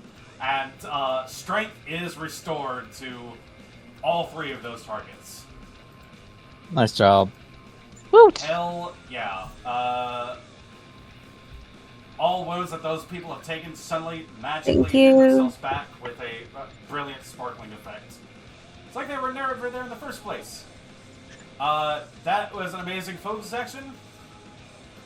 Brings us down to some more shenanigans. Buddy will be up next as more randos attempt to kill each other. Chaos, pandemonium, that sort of thing. Buddy, what are you doing?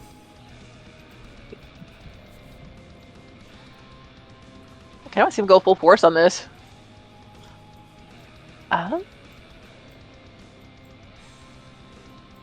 He's got this guy right where he wants him. or really stupid idea.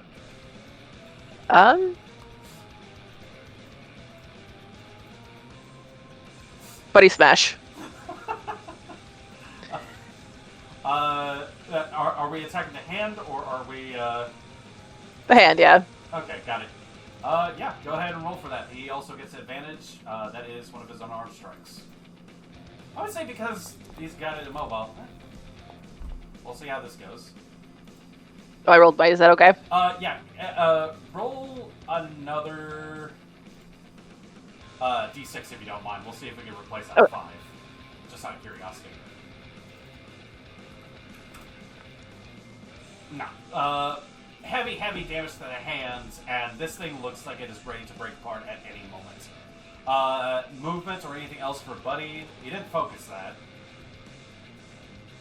I didn't think about that. I guess to hold the immobile? Yeah, absolutely. Okay. Alright. Brings us on. We are going to be heading back to the top of the round very soon. This thing, charge attacks. A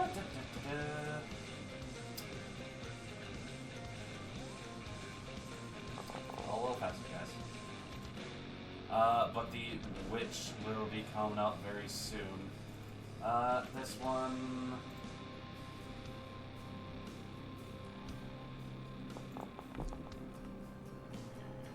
Okay, they are whiffing pretty hard. Actually, that one does hit. That does bring us to the Unfey. As this one, looking around, immobilized, and you stepped in the way, is going to attempt to resist immobilized.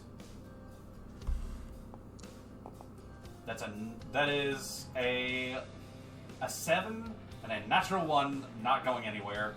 Looks over and only has an action and minors at this point. And they are going to attempt to... Yeah, they're going to attempt to attack you on this one. Because you are a very distinct barrier to their target.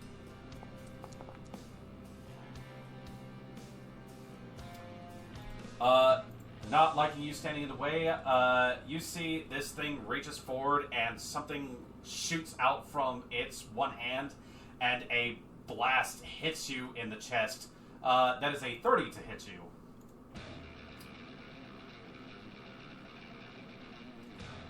Can't move you or anything, I don't think. 8. Yep. 8 points of damage as it looks towards you. I will have my vengeance. One way or another! Let go of you, stupid thing! And continues to struggle around there. This dude down here has been just dealing with his own struggles at this moment. Takes a quick shot backwards. Not exactly reading the room, but you see the witch turns back and goes, "Help me, you idiot!"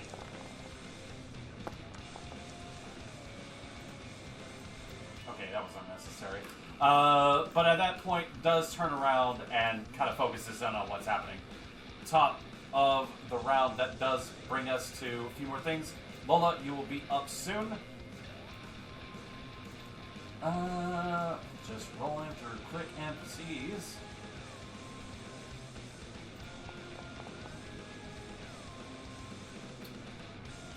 Alright.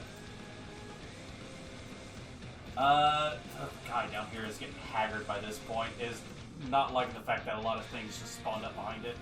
We're gonna just do quick rolls for this.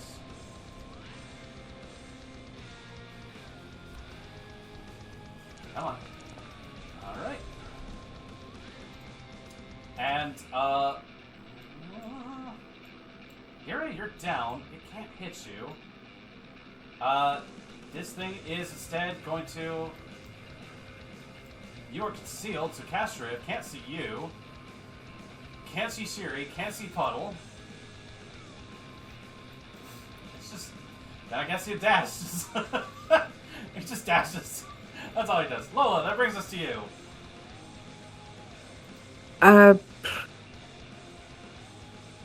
Would it be all my movement to resist this, or just half?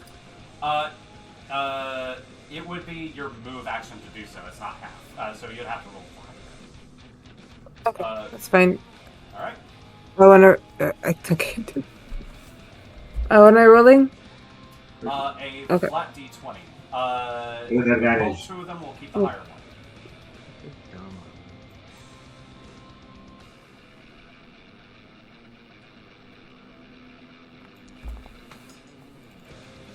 15, 22, 20... 15, 15. 15, the higher one, blinded, manages to wear off.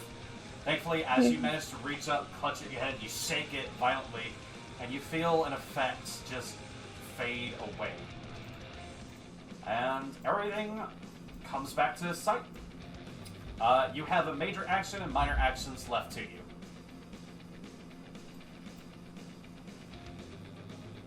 Then... was not sure if I could even pull that off, too. Can I make a phantasm of myself? Yes. Roll for it. That's absolutely something you can do. And with advantage 1 because of the thing, right? Mm-hmm. Your music Absolutely. Oh. You actually have an additional advantage as well. Oh. Roll another d6 for me if you don't mind.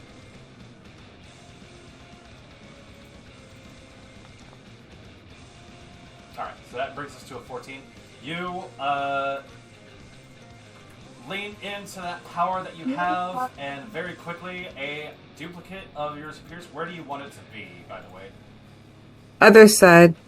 Sorry, not this one. On the other side of the Got it. of the witch. Okay. Try to distract her. Got it. And it's just kind of going like it's doing the little. Yep, you got it. I'm turning it upside down just to remind myself which one is the phantasm. Apparently, you share status buffs, so I can't just clearly markate which one it is. I'll do something to fix that later. Alrighty. Your major action. I'm doing the same movement. She's doing the same movement so that it's confused, doesn't know which one's which. Definitely, a quick mirror image of yourself appears in that space, and we'll see if it fools it. Because that is a 14 versus basically everything's resolved in this space. That is going to bring us along. You don't have superior concentration. I think at this point you would probably drop telepathy. Yes. If I can see, yes. Okay, got it. You managed to drop telepathy. Phantasm appears. Iria, that brings us to you at the top of. Okay, your so turn. for persistent damage, do I roll to see if I get rid of it, or do I take the damage first? The persistent damage happens first. You take 4 points Okay. of damage from the bleed. Okay, so- A small amount. Okay.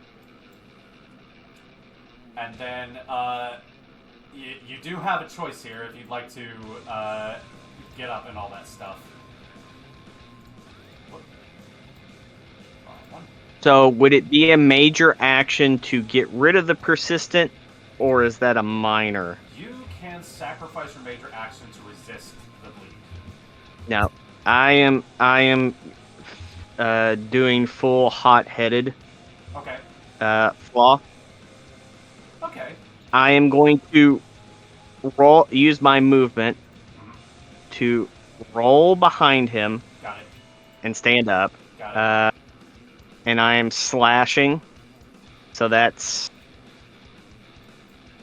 1 advantage from a pit, and then 1 advantage from the lightning sword, correct? And I believe you are able to two-hand it, so that's an additional advantage. So that's 3, okay. Unless it's already on your So sheet. So, I don't think it is, weird. but we will.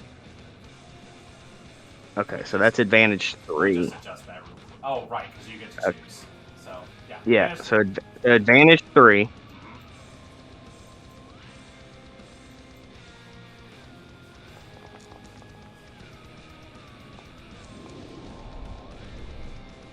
27. Absolutely. It would have been an exceptional success, but absolutely destroyed, bisected at that moment. Okay. I want to do something dumb. I don't know if this is possible. What's up? If I hold out my hand for telekinesis, can I get Cass's chakra using telekinesis? If you could have seen it. Also, Can I? Okay, I kind of want to help make this happen. If I give up my turn next time, can I? If lift I it wait, for if him? I use lucky, because I know she's somewhere. Alright, I'm going to say this real quick. Combat follow-through. states you may make an additional attack at this moment. No boons or anything like that. But we want to use lucky for this. I will use lucky. What is a grand effect you're trying to pull off from this motion? I'm going to summon it to me to throw it at the last troglodyte that ran. Okay. So basically, it's an alley oop, is what I'm going for. Can I use my observant feat to kind of see that this might be something she's trying to do? Yeah, I would say so. So, I'm doing lucky. I'm cashing in lucky for this turn, and then for the attack, does he know I'm coming? I think he knows you're back because there. he ran. He did run. Roll agility for me. Again, this is going to be versus his perception. He ran. I'm giving him disadvantage. You have advantage on this agility roll, by the way. And it is... again, we're playing fun, fast rules here, guys. Yeah, no, he doesn't see you coming. Okay. So I hold out my hand and pray that this works. Yep. And as soon as because it's probably invisible, so as soon as I feel it, I'm chucking it at him. You hold out your hand, Caster, you see this coming. You manage to flip it outwards. It might work, but you do hear you feel a little your hand lower just a tiny bit, and you catch something in your hand, and you're able to throw it at this moment. Okay, so that is lethal strike. To pay it. Does the lightning count because I'm not using the sword, or is it? No, in this moment. However, okay. I will say with the alley oop, you're going to get additional advantage 1 from the lucky. Okay. And then I am throwing my last legend point, so it's advantage 4. Every troglodyte must die. Go ahead for it. Yeah. So this, I guess, is it just an agility roll? Mm-hmm. Since I don't actually have the.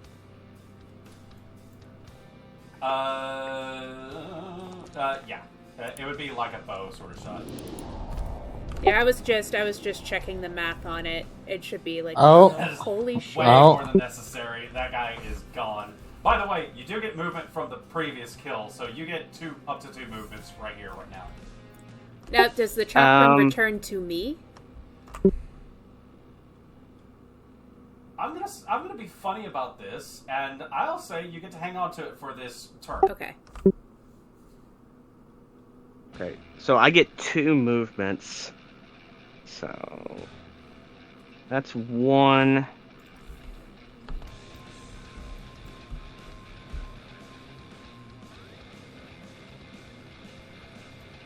Is the witch thing still alive? Yes. Yes, it is. Somehow. I'm chucking my invisible toy that I have now at it. Sorry, your what?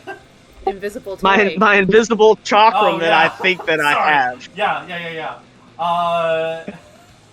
Just somewhere deep in your mind, you hear a voice just go, "Curve the shot." Curve the shot. Yeah, I'm going to attempt to curve the shot. Because there's a massive thing right in your way. It probably doesn't see me coming, correct? No, and as a matter of fact, the phantasm, I'm going to say it counts as an ally in that space. Okay, so that's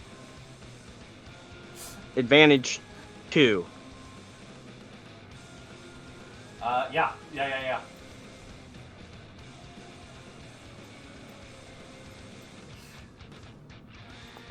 This is going to be very bad for the creature. So this witch's guard is 18. You deal 3 points of damage to it. It had 1 hit point left. How do you want to do this? I curve the blade. You curve the blade! This thing turns back, and you hear, and as it points in your direction, most likely trying to point at Lola in this moment, goes, and another thing! The head comes off, spirals through, blarf! A horrible, like, pinwheel of liquid comes out of it before it hits the ground. And you see the head flex. It just goes, ah.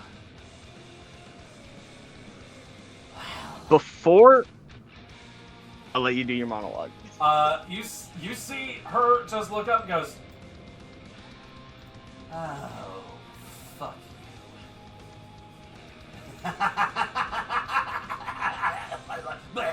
And it just melts into another puddle of crimson. That one is just gone, dead, and dusted. The witch is dead. Again. Before it comes back, Uh-huh. quick draw a bow, shoot the other goblin. The other unfade down here. Yes. Got it. I'm gonna roll to see if he sees me. Castria, roll an attack on the area now. Time slow. Can I call it back to me, seeing as it's not going back to area? Does he know I'm there? He does have a pretty good perception, but there's a Okay. lot of shit going on. Okay. We'll So, see if he rolls under. Unfortunately, he does see it coming. He looks okay. up. So sees this the is flame. just advantage 1 then. Stupid little hawk eyes look in your direction.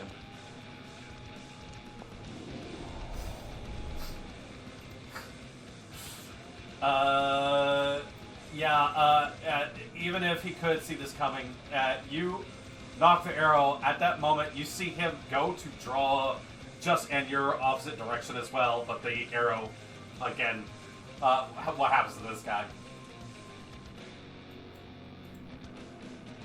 Right through the head. Right through the head. Just the entire head just like splits down the middle. You just see it just and just immediately start disintegrating, melting into another puddle of goo. The Unfey have been removed from the combat. Before There's the two jumping chakram comes Lolas. back, another arrow at the skeleton archer guy. Oh, good God. Right. Sorry, Lola, what was that? Oh, it was just that those two jumping Lolas when they died. Yeah. Woo! Just again, just Emotes on advantage. corpses.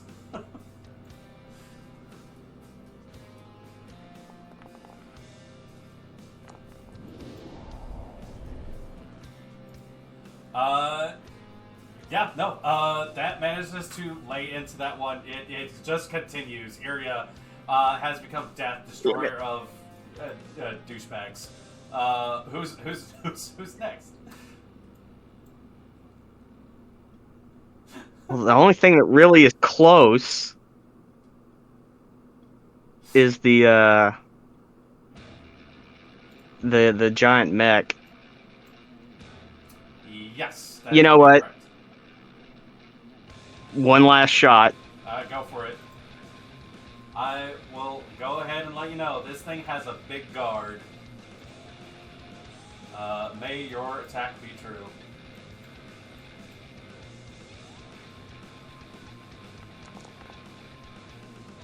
God damn it! It was on the 20. You turn back, aim at the right between the eyes, reflex, and you just see the arrow. Ping!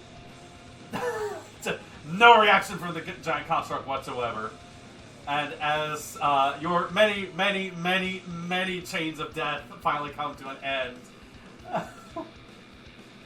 I quickly put the bow back and catch the chakram before it comes, right before it gets to me. As your attacks come to an end, you go to catch.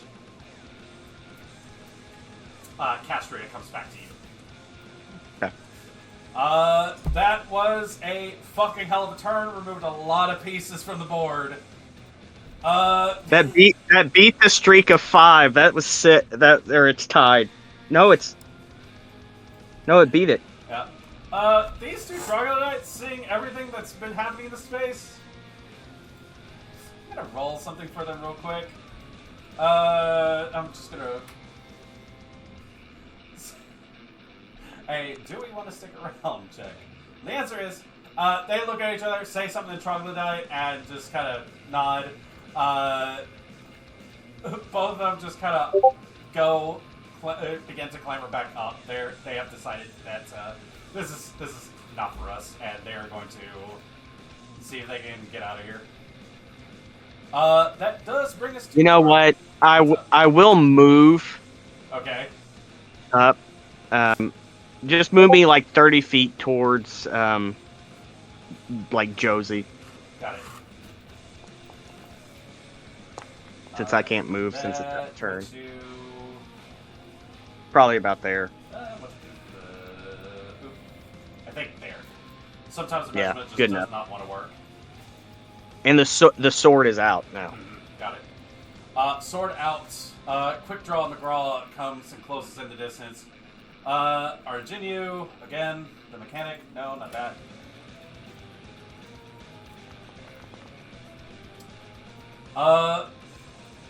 Is going to provoke an opportunity attack. You see him lift up into the air as he attempts to reorient himself.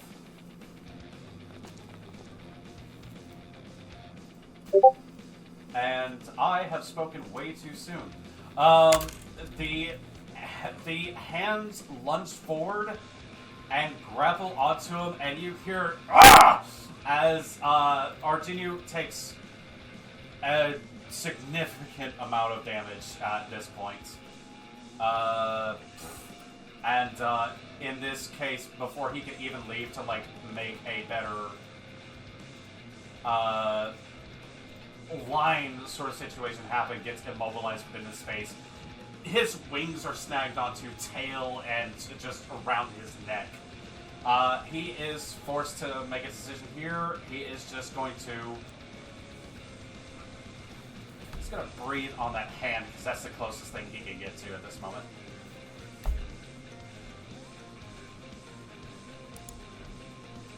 Oh, please. With a quick little crackling of breath, he manages to lance up and just strike out this hand here, just completely severs it into pieces. Unfortunately, he can't do anything else at this moment. Construct no longer taking persistent damage, leans in, has Arginio at mercy, and continues to just pummel.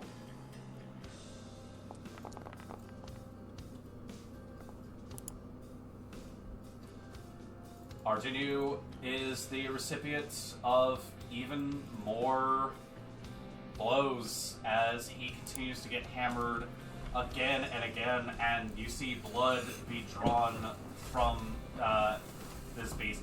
Like a horrible like buzzing sound as you hear like scales start to shred against this thing. Fragments of his body start to come off. He's not looking great. And that brings us to you.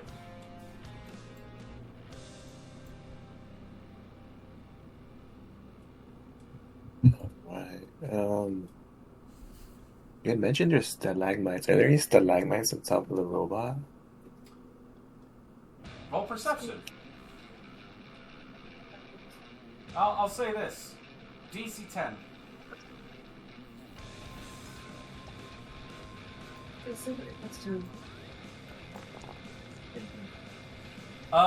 You look up, and precariously perched at the top is a stalagmite, just right over, I'm assuming the big one? Yeah, like the main. Yeah. Yeah, there's one there. You want to take a shot at it? I'd say that with the distance... What is the range we have for your pistols? 50, but I also want to know, would I only have to do damage for it to fall, or enough damage? I think enough damage for it to fall. Yeah. We're gonna say... I'll give you a DC. Because, like, obviously shooting at it, you'd hit it. But, like, to get it to fall and actually impact the thing, Give me.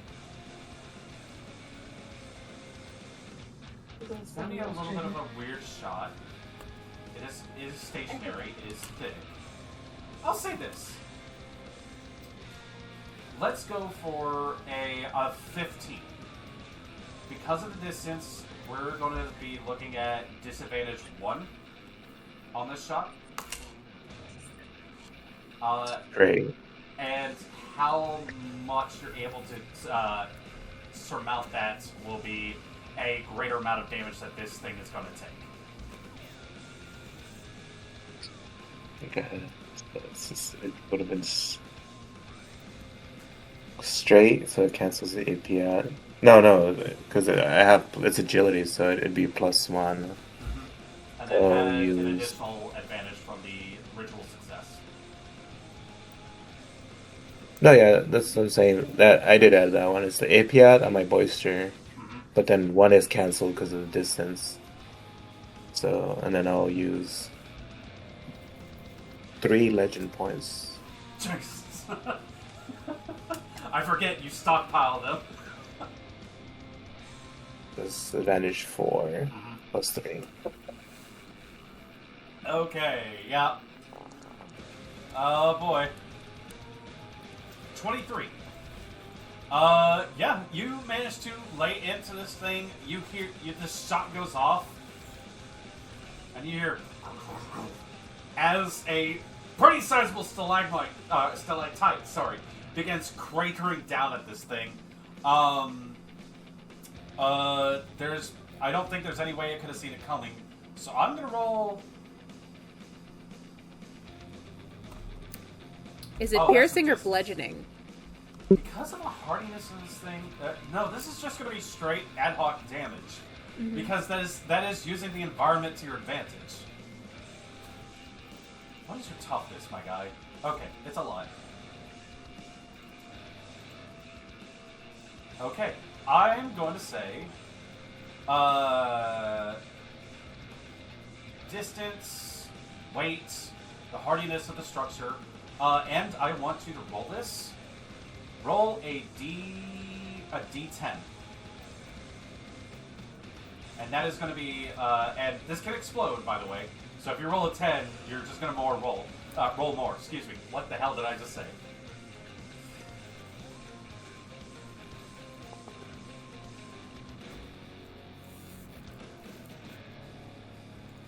Six points dealt to the giant construct as this thing comes plummeting down. Charles, I will go ahead and let you know this. He had 5 hit points remaining. What happens to this thing as you pull off this amazing move? So,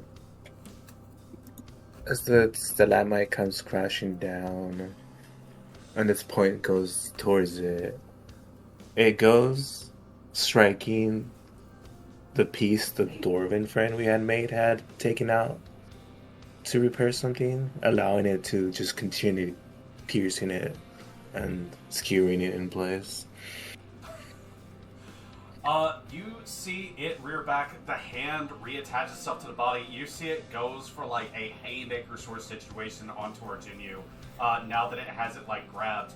And as it happens, it finds just that point right in the neck where you remember that fellow had taken the pieces from, and just impales through. You see the head kind of like tilt off towards the side. The lights flicker as it just, and just suddenly just like a all magic and power dies from it. It is no longer functioning at this moment. It is donezo. The hand itself falls free, and in this case, it does manage to release Arjunu in this case. As, yeah, you managed to pull that off. Was that a focus action, by the way? No. Fuck. It was... Invincible End does it again! And for minors, I just stain my stuff. Since Yep. now what's As- that? I don't know, what was what? I was getting who was sorry.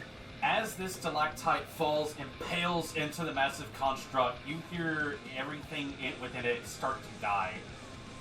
The sapphire flashes once more, and as it does so, the storm whips even harder than it did before. Bolts of lightning crash down and start to strike in every which way.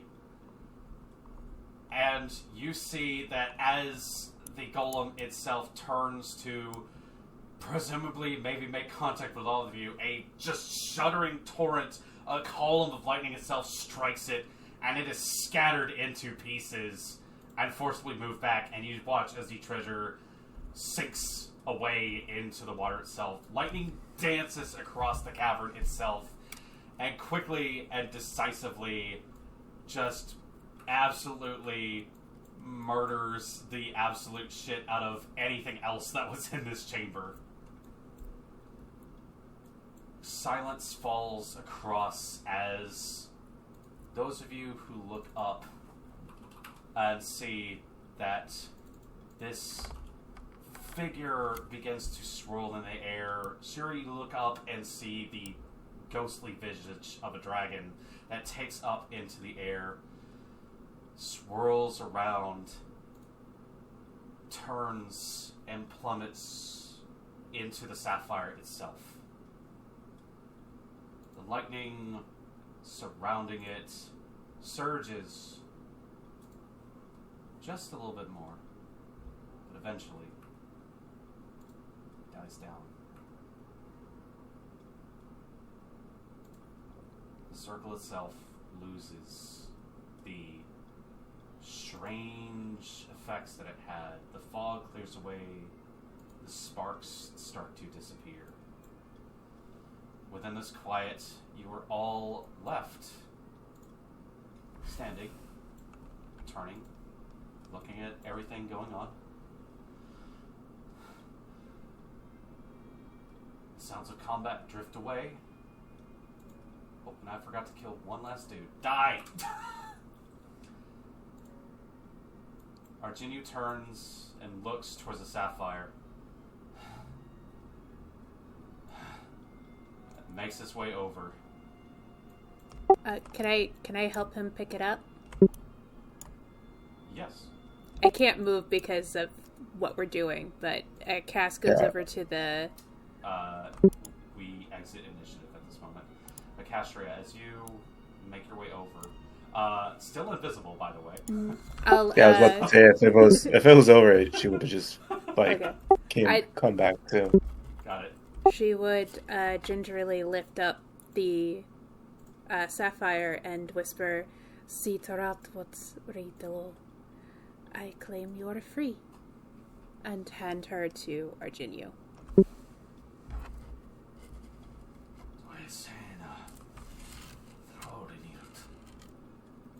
He leans forward as you hold the sapphire, Cass.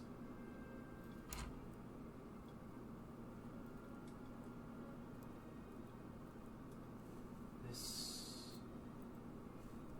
is strange. Oh. Hello, everyone. And this is where we're going to take a break. Because those were some long-ass combat rounds, but you guys absolutely fucking demolished it. Holy shit! Hey, Y'all you want to did eat amazing. that? Do you want to eat that meat stick now in celebration? And as everything, I'm going to actually do before we go to break, everyone please take a legend point for your amazing success. In addition, I will go ahead and let you know this right now.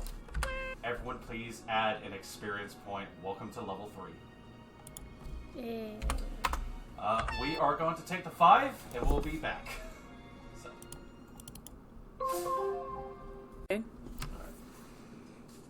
Before we get back off a break, I have to put this on record. This is relatively close to my birthday in some ways, and a kind player decided to get me a little gift. So we got these Mythic Meats Dungeons & Dragons style meat sticks. I'm holding the barbarian one here at this moment. And it is your preferred snack, actually, is meat sticks. So yeah, it's protein. Starch flavored duck with beef and chicken stick. What's a chicken stick? Don't ask me. I just remember when school cafeterias had like chicken rings. I was like, what's the ring supposed to be? And all the kids would be like, Chicken sticks, what they called me in high school. What? I'm having a rough time opening this. This does do you want some help? open easily. Hang on. You have to rage to open that one. I'm about to. Hang on. I got it. Ow. I got you. Got achy breaky I'm fingers here. I'm sorry my meat is giving you a difficulty tonight. Well, I'm gonna go get a knife for the meat, so... Oh no! I Oh, sharp instruments are on the meat. Lily's got a sword. Hey, since we technically leveled up to level 3 and I have 2 feat points to spend here, hypothetically speaking here, how's my egg doing? You will have to check that out. I'll say that. Okay, because if that's going well, I'm gonna take companion. I will also say this. Jesus Christ, we're becoming a Pokemon team. Everyone has a little friend. I will say this. You guys are free to spend those points however, whenever you want. You don't have to do it right away. If you decide on something, or if you change your mind in between sessions or something else along those lines, I will likely be very cool with it. Hell, you may even do a in-the-moment increase of something should you feel it necessary. I accidentally cut off the tip, but it's fine. Here you go. No! Good old Oh no! Mazel tov. She is Jewish. I was about to say. I was like, well, I mean, Me. sorry, you two. Holy crap. Oh, that's actually really good. L'chaim, brother. Oh, wonderful. Wonderful. I was very happy about that fact. Woo! Spicy. A little spicy. Not too spicy. No, it's good. Holy fucking hell. That is tasty. That's Yeah. really fucking tasty. Yeah, it's pretty Not a good. review. No, Honest opinion. just birthday fun. I'm gonna take my time on this. As much as I should. I'm just gonna role play with this. Alright, give me a second. Arjun was Relax. eating beef jerky. He's gonna need a snack he hasn't eaten in a while. He's not sure how much food you little people eat. Wait, has he not been eating this whole time because he wasn't sure? We don't need to. Oh my god. Why did he show up with all this food? My brother and Tiamat, please eat some food. Muhammad bless you. Alrighty. So, as we get back into things, Arjunu looks down at the sapphire that you hold, Castria, and you see his form flash once again as he slowly turns back into the humanoid form. Where did I put you? With the ritual having been completed, you see he morphs back into this form. There still, like, on his body, the markings of the very recent injuries he has just taken as he steps over towards you. And thankfully, hold on, I need to roll something for him. How big is the boo-boo? Does he still have, like, a chest wound? Yeah. You're asking for something else. You see him go step over, stops, And before the light can fully Damn it, fade Patrick, from his shut up. form, turns back towards the staff, grabs the rope, and puts it back around himself. Castria, as you hold the sapphire, you hear the voice once again call out, "This is strange. I recognize this place, but I seem to have shrunk? Or perhaps you are Titans. Hello? Who are you?" You do not recognize us? We came to help. Perhaps you'll recognize Shiri. Shiri, come over here.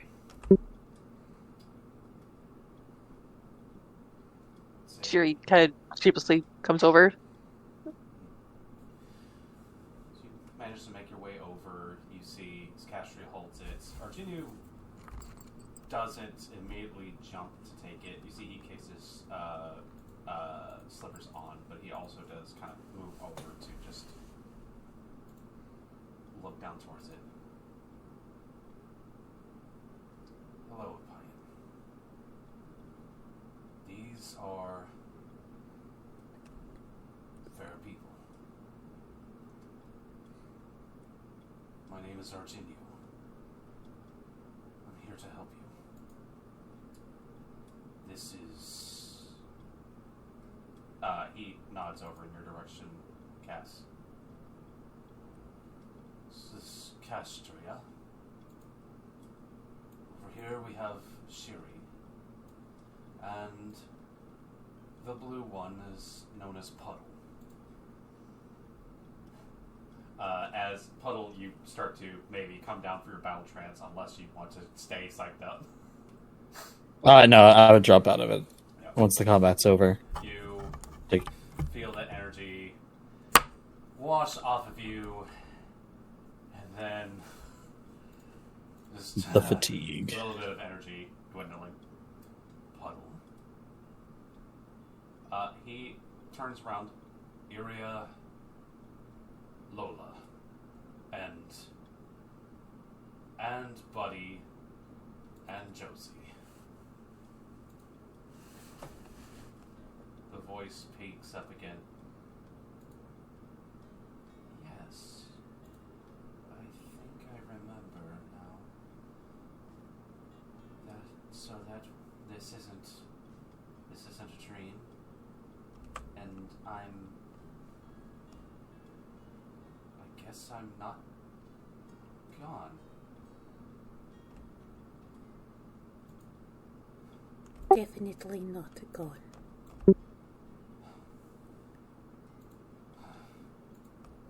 Yes. I'm going to be real with all of you. I'm very happy that managed to work. Would you like to hold on to her? Please. I pass him like I'm passing a baby, like Uh, very gingerly. You give him the rock. Uh-huh. He looks down and holds it. We've managed to get you out of that anchor. Good. Thank all of you for trusting in this. I guess I have some explaining to do.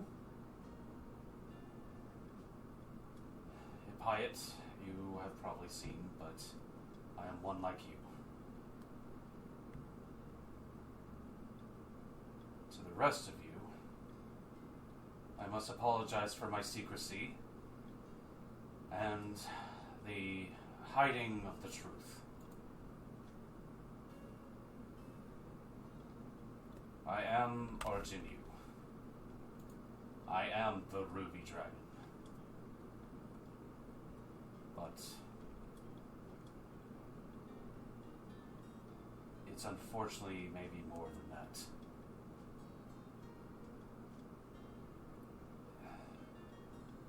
have told you before that I have no desire to cause harm with these methods, and that this is for survival.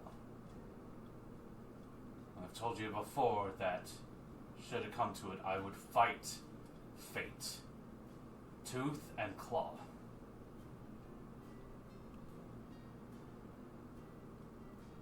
For not only am I here, but I have scoured far and wide ever since the passing of the storms. And I have heard no singing.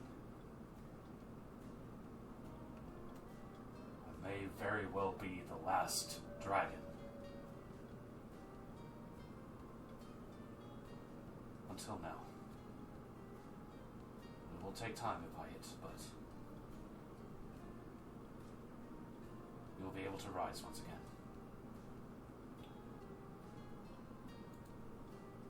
So,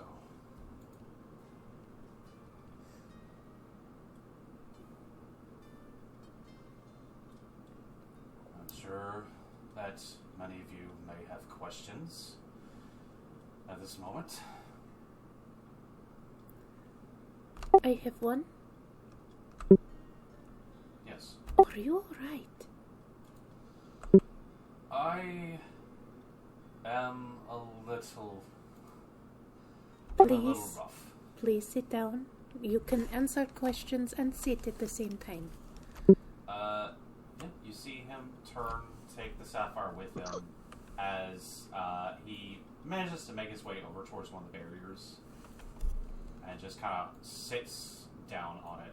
You see at this moment he's just reaching up. Large bruise has managed to make its way like up and down his clavicle, his chest situation.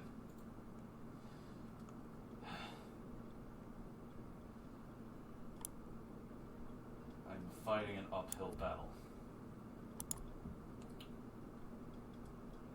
When the large one, gestures back towards the construct, came in, my only thought was that this ritual needed to be completed. I'm afraid my kind may have met their end when the storms came through. There are clues here and there, but nothing points to another living soul of my kind anywhere. This is the best clue I have heard of. Someone directed me down here, but there were echoes of one of my kin. I had to come look. And I apologize if you all feel as if I've used you for my own ends. But I don't think I would have succeeded without all of your help. So thank you.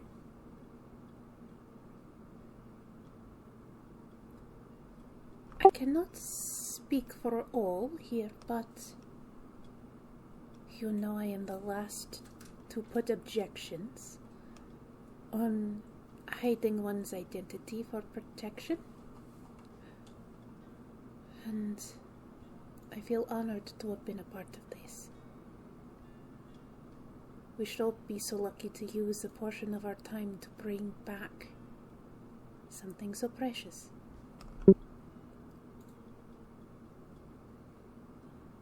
Yes, thank you.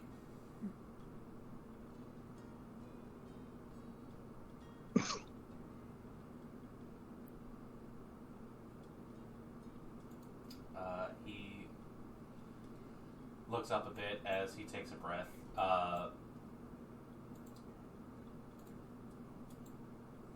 Looks between the rest of you as you guys are able to take the time to recover from your injuries, treat your wounds.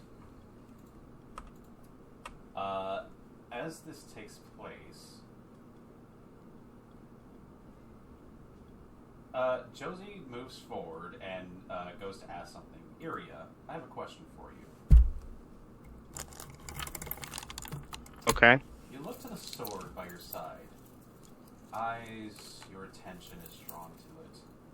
You see it still crackles with that electricity, but it starts to fade away. You see a keenness sort of begin to hone itself onto the blade. But a question presents itself to you, as if spoken in your mind from a voice you do not know. This blade you hold, which has had great significance to your clan,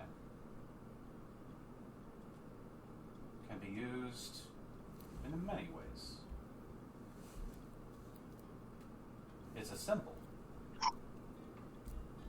But in this moment of having taken part in these efforts, a question is presented to you to choose. This blade is made, technically speaking, out of the fang of a dragon. It can be powerfully used in different ways, but I would like you to answer me something.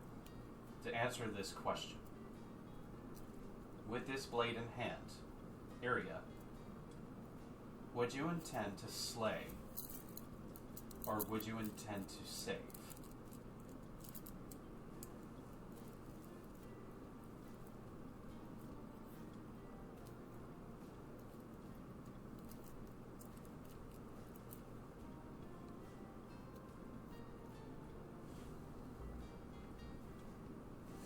With her current mindset,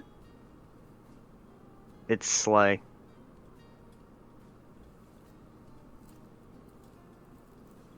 Just because of that adrenaline rush she had going through her, and she's still trying to process that there are two potential dragons standing in front of her.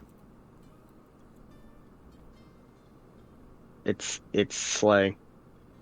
And given what she's been tasked to do, it's on slay. Blade can mean many different things. A symbol more. A blade made this way is usually meant to kill dragons. In this moment, your sword gains the deadly tag. Essentially speaking,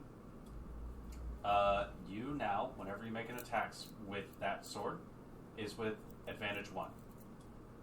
Ongoing from here on out. If you use both hands, everything else stacks with that. In addition to that, you have determined a purpose for this blade. The way it will be used. It is meant to slay. That changes the blade.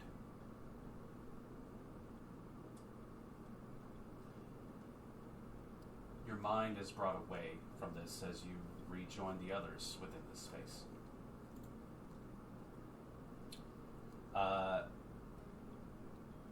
Josie leans over and asks a few quiet questions. But at this moment, what do the rest of you get up to in this time?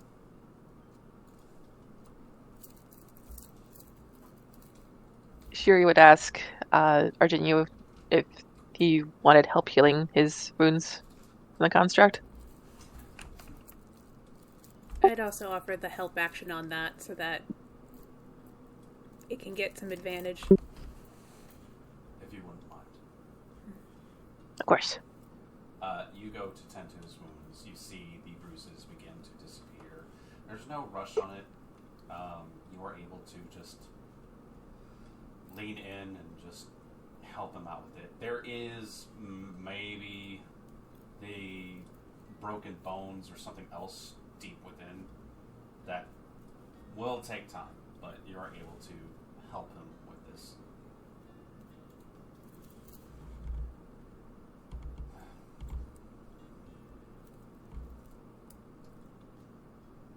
As as Iria, you make your approach, Arjuniu's eyes dart over in your direction. It's just kind of like a slow, like, he doesn't know how to, like, there's that, like, sense of, like, excitement, but also, like, respect, because she knows what he is and what they mean to her.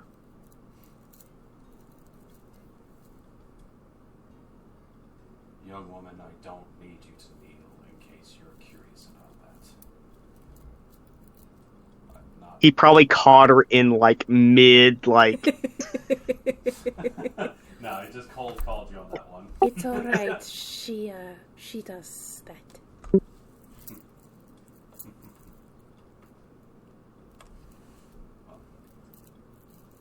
I'm not exactly in the search for more servants, if that's what you're wanting.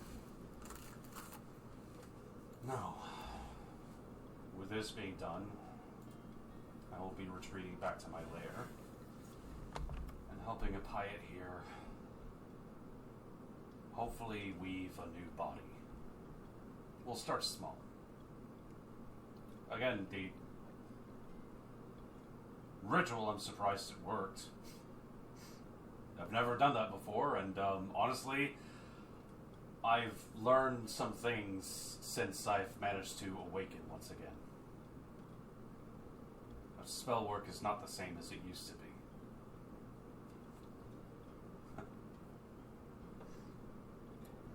The world is not what it used to be. Things are just strange and new these days, it seems. We do keep hearing that from others who are pre-calamity. Really? Perhaps you should pay a visit to the Smiling Sphinx. And pay better attention while you are there.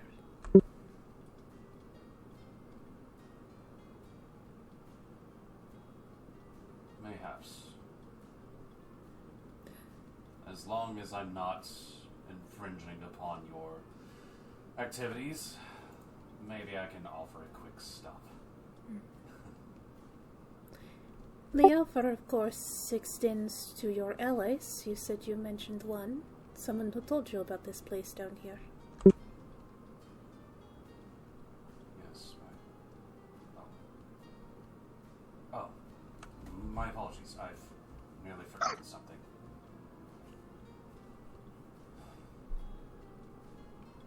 I'm sure all of you wish to hold this to yourselves, but I would ask you, my mission still requires secrecy. I wish to see dragons roam the sky once more. I wish to see my kid flourish once again. If anybody is paying attention, there's a tear running down Aria's eyes when he says that. He looks over towards you. And with that being said, I'm afraid I must be selfish and ask all of you to please keep my secret. The world is not ready for us to make our reemergence. I'm but one individual. I do not know what powers are out there at this time, but I know that my kind would be exploited for the gain of others in many different ways. As you've seen with the visions, those with ill intent, manipulation in mind. Hell, the errant adventurer who thinks that I have a massive glittering mound of treasures within my lair. If I am to revitalize my people, I can't be dealing with these, so please, I ask all of you. I am entrusting this knowledge to you, but I ask that you do not share this. These events did not take place.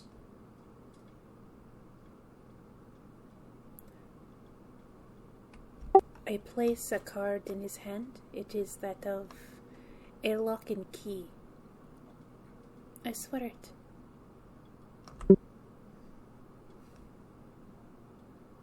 Iria hesitantly puts her hand on his shoulder.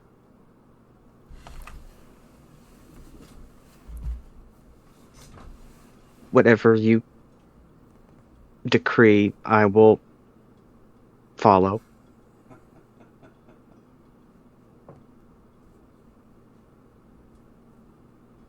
Noble of you to show your respect. But it is not a decree. Although, I would do well to carry out with my usual nature in this exchange. He looks to the others.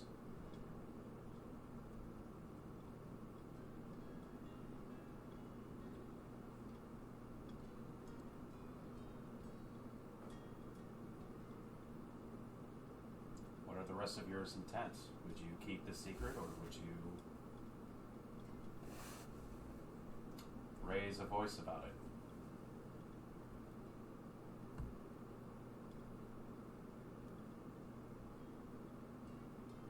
The question I would have is, what about the remains of the I don't want to say leftovers, but ex yet over there? He looks towards the bones and goes, yes. Well, unfortunately, it seems like the researchers have already discovered this. But they don't need to know that we've succeeded in our extrication.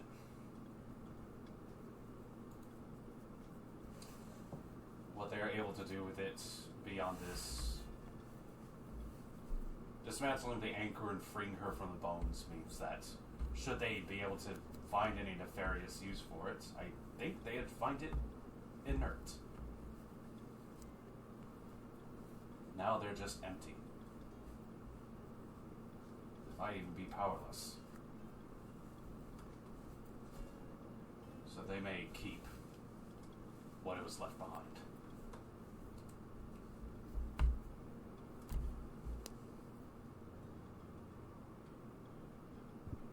Would that include the one that trapped her?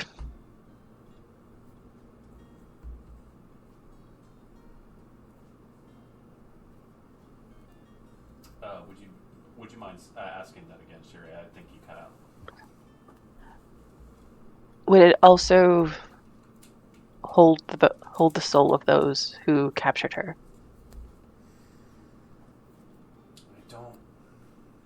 I doubt there are other souls here that related to that, tied directly to her. Seems that there was some form of trap laid within the spell work.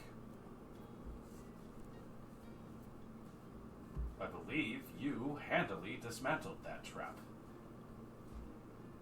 But I'm afraid my usual affairs are not within that of the realm of souls. You may be the better judge of that than I.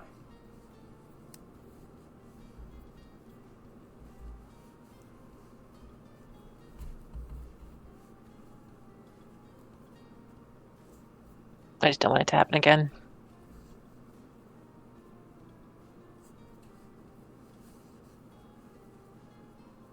Hold on.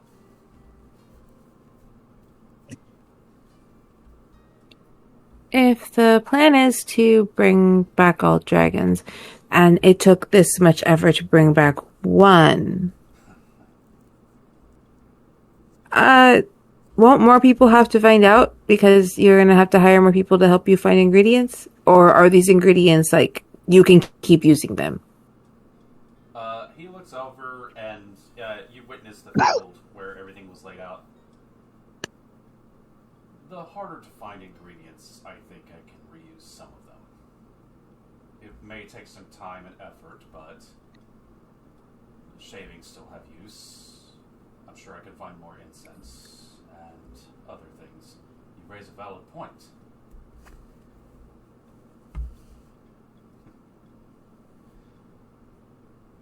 At the very enemies. I'm just curious. I'm just curious. Also, there might be a way for me to refine the process to make it a little easier. As I said, I have not done that before. With the way things have changed nowadays, it seems to be magic is much different now. And perhaps, if a pirate is able to gain some sort of physical form, next time you do this, there will be 2 dragons involved. Yes, yes. I will also be taking down notes about this. So, thank you. Hopefully, the next time I find whispers of my kind, there's less necromantic traps laid for me. This was the first one I could find. And should it come to it that I might need some assistance, most likely I might come find you all. There are some others, but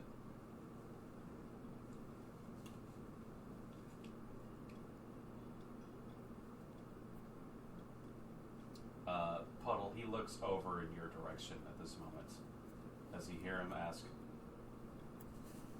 so would I take it that would you all carry my secret for me?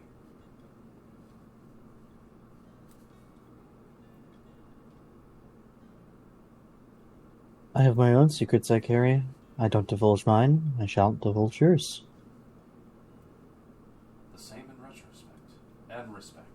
And I was hit in the head pretty hard. In that case, yes, Lola. Sorry. The question goes around. She's just like, "Snitches get stitches." Mm-mm. I take it that you mean on pain of death, then. Oh yeah, completely. Well, in extreme cases. To be fair, you have done such great work for me. I did not want to have to threaten you by consuming anyone who would dare speak of my secrets. That would be very draconic of you. I am what I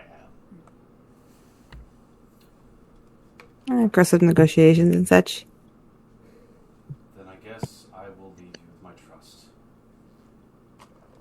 And in my trust, I will give you something. I have stated before that I had no reward for any of you. This is not monetary nor power or anything else along those lines I can give you, but it is a sign of my respect. The closest person to him, I believe, is Iria.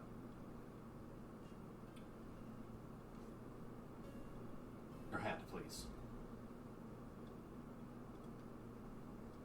Hesitantly, she'll hand it out. He takes your hand, closes his eyes, the irises are replaced by a blinding ruby light as he focuses and mutters something quietly. And as he does so, his other hand clutching the sapphire, you hear a Payet say, "And mine as well." On the back of your hand, believe you have some sort of hand covering, gloves, or something along those lines. In your artwork, you do. You see the image of the head of a dragon appear.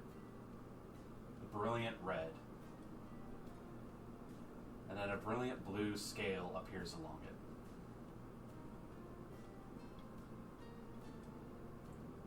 This is a mark of my respect.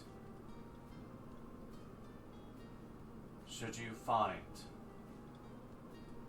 any clues or anything else related to my kind, I would be more than thrilled to hear about this. Should you do happen to run into any living or otherwise kin of mine, this will show them that at least I trust you.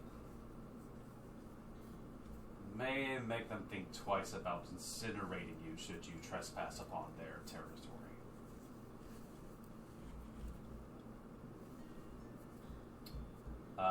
As you turn your hand over, he gives you a little bit more of idea.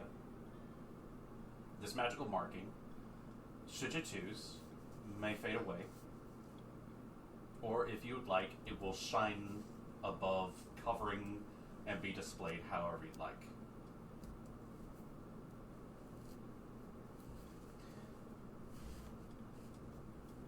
We'll take this. She'll have it displayed. He turns, Castria, he asks for her hand. Of course. And as he goes along, those of you who would like to take it, he gives you a similar mark. A mark of trust. Same thing, this is easily concealable, but may shine forth when you choose to call upon it.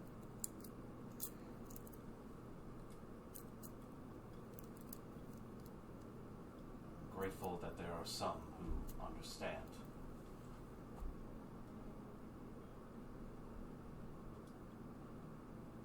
And of course, perhaps once I am able to get my own mission fully running, should our paths cross again, or the time come, perhaps I am able to assist you as well. He grants this mark to... He just goes around, he grants it to everyone.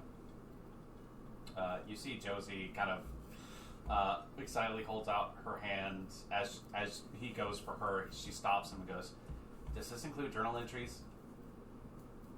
And he goes, "I would prefer not to." She goes, "Okay, yeah, that's fine. Yeah, that's fine. Yeah. No, I get it. She gets a marking as well. Can Cass ask for the marking to be placed up here, over her heart, rather than on her hand? Very well. With your permission, he goes and applies it there. It sits in a spot of your choice and significance. Just a little extra protection. For those of us wishing to fight fate. May that day never come for you. I doubt anyone is going to actively pull away or say no to this. Wait, it's gonna happen all at once? He's doing it one by one. Okay. But as he goes around and he offers his hand over towards you, should you accept it? Cheery as well. You see, even Buddy gets offered one. Yuri does also offer the bit of magic stone in case that might help him as well.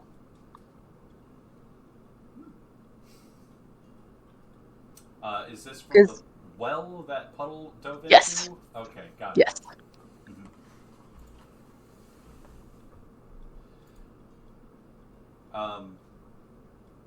Does anybody have anything distinct, or they want to make suggestions to their marking, or what have you? Can I take that in a different form?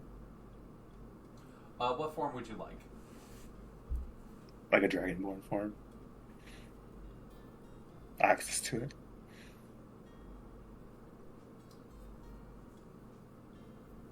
He cannot, unfortunately, grant that. Do you mean to, like, take, like, the form of a dragonborn sort of situation?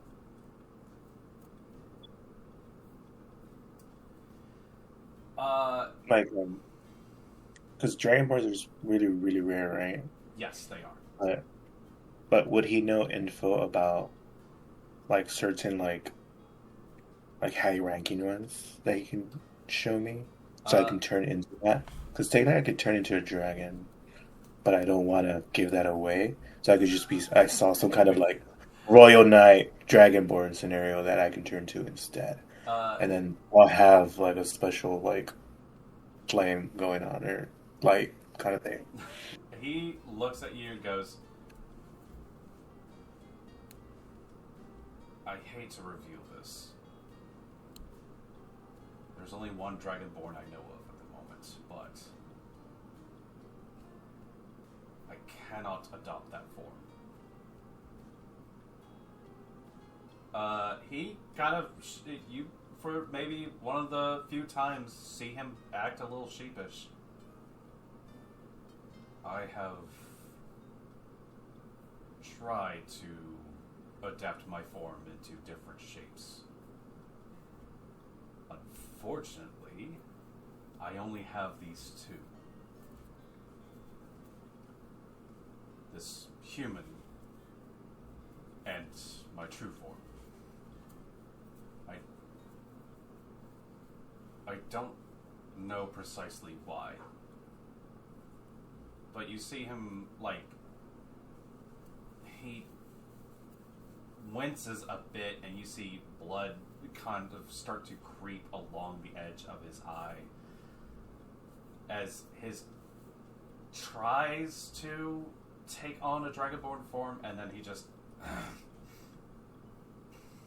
Sherry, you immediately recognize the fact that apparently that put him under some weird, like, bodily stress.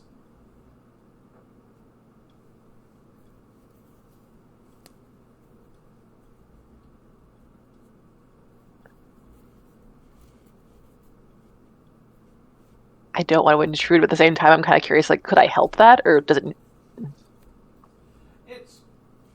It basically is a moment of like severe discomfort for him, but like the moment he stops trying to adopt the form of a Dragonborn, it goes away. Gotcha. Okay. Like, for some reason, he's only able to go between these two forms. So unfortunately, and he apologizes to you, and he cannot provide that to you via his own methods. But he does say that there's a good chance you'll run into some out there. He's heard tale that there are some here or there. Well, you said you knew a Dragonborn. Perhaps we can arrange some sort of meeting? Yes, that might be possible. If I can find them. They're a little busy. I could work to see if I can get that to take place for you. Strange request.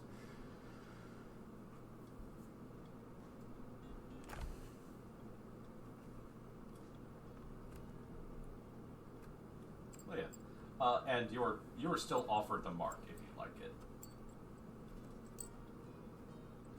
Yeah. Okay. You see, Lola, I believe you had your hand up for this one as well. I was say if I can have it behind my ear. Absolutely. He actually is able to change the size and shape to it however you'd like. Free ink. Puddle, you're able to get one as well.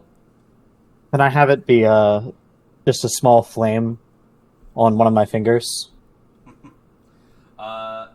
You receive a ruby flame along your finger. In the middle of it, one of the embers turns a brilliant blue. It actually stands a little bit apart from your usual skin tone. Thank you. He nods. You see Buddy is more than happy to see what happens, and you see the, like, the bones of his hands, like, as he turns around, like, the full mark takes place. And he just looks at you like, he doesn't know how to explain how this works. It's magic. As he turns back around, he takes a little bit of a breath and looks over and stares at you, Iria. I want to change but before this, instead of the marking on the arm opposite of my normal tattoo, maybe a dragon that it's like the typical like tribal tattoo wrap type thing. Iria. Yes. You received yours on the hand. Yes. He turns and looks at you and squints his eyes. And should you follow his gaze, your original tattoo now has 2 more dragons soaring around it. One of ruby, one of blue. Around that purple dragon that you've had this whole time.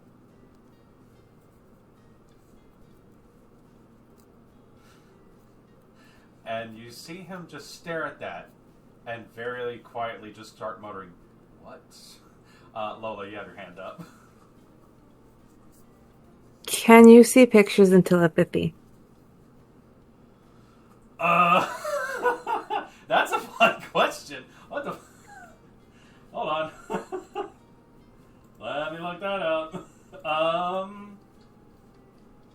That's a great... I love this question. That is such a curveball. I am... Let's see here. Telepathically... What is your influence level at? 5, but I haven't added my attribute stuff. Okay. Than the new ones I got. What images are you wanting to try to get? I want to see if he remembers what his dragonborn friend looks like, because then I can just. I see. Give me an influence roll. Normally, you're not able to pull thoughts out of other people's head for the most part. With telepathy. Well, it's more like if he shows it to her, if she sees it, then she knows it, and she can just send it to him. Yeah. Roll influence. We'll see how clear the picture becomes. Oh, goodness. You know what? That's actually a very funny usage of that. Castria, do you want to add a prescience into that? My music box is also still on. I haven't closed it. Yes, I can roll a prescience to help with that. Okay. I would say... And is the advantage from a payet still up? That's out. Okay. No, that's not. It's just my music box. It's my music box. Your music box is still going. Castria, Christ. It's okay. Oh no, it's just help? Okay, then ignore my roll. Yeah. Right. Please roll with the Advantage one? Help, from... Because this is, like, influence and prescience mixing together to help, like, go, like, file share. So it's just advantage 1 or 2? How many? Just 1? Advantage 2. You have the music box and you're having Castria's help on this. Gotcha. Bop, bop, bop. Oh. You've got to be joking. Oh shit. Okay. Oh shit. Okay. Look, I saw the one and I was like, "You've got to be joking." Trying to find this art I did like 10 years ago, and I can't find it. You reach into the mind. You reach out, and as he is dumbfounded with what he's staring, he is in the process of staring at Iria. You just kind of go, "I'm just gonna let myself in here," and like with a little, Castria like leans over, like puts a hand on you, and you just kind of get. You don't get the precise person he's talking about, but you get the images of Dragonborn.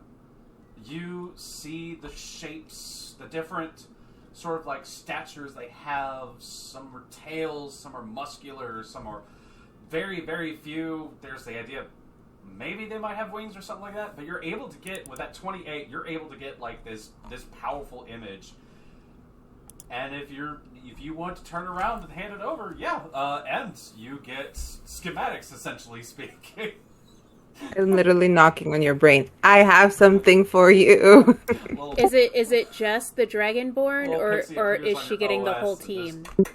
What was that, Cass? I think it's just Is it just the Dragonborn, not the whole team of people he was thinking of? No, she was looking Okay. for Dragonborn. Okay. But yeah, you see, he just stares, and you're able to, in that moment of like shocked confusion, are just like, you just kind of go. It's like, don't think about elephants sort of thing. You get into his mind, go Dragonborn, and his mind fills with like a fucking like a Pinterest board of different Dragonborn styles, and you just go thank you, and you just hand it over to N. And you don't have a specific Dragonborn you need to mimic. You have, like, different looks and styles and however you want to do it. No, fucking, what a wild idea. I'm just going to say with that 28, you kind of hit a jackpot there. Lola. Yeah, it helped. In the process of, Arginu moves over towards you, Iria, and goes and, like, without, like, a calmness or anything, like a Dumbledore sort of, did you put your name in the Goblet of Fire, goes, like, to put a hand on your arm to get a better look at it. She probably tenses up, but does not pull it away. Thankfully, he doesn't, like, squeeze or anything else along those lines, but he just... What does that mean? What are you?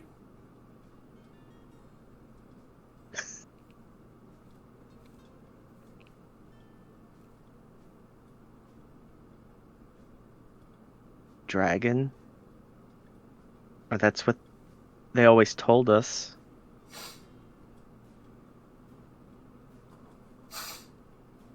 He leans in, and two, like, powerful, like, just snorts happen.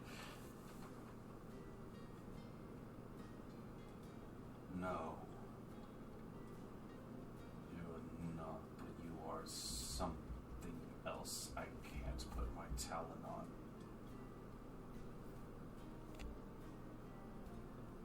Is that good or bad?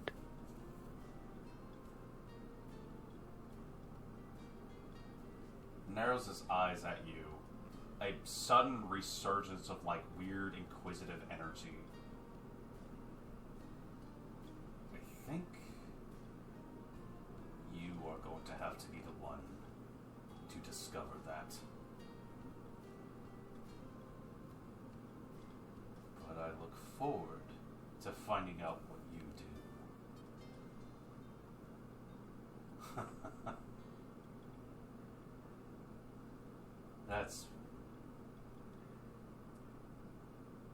That's different. As you recall earlier, he's never met a purple dragon.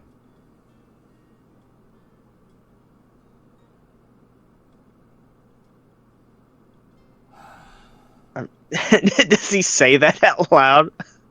I mean, he's told you that before, but yes, he does call you. He just say that's different. I've never seen a red dragon up until today. I've never seen a dragon up until today.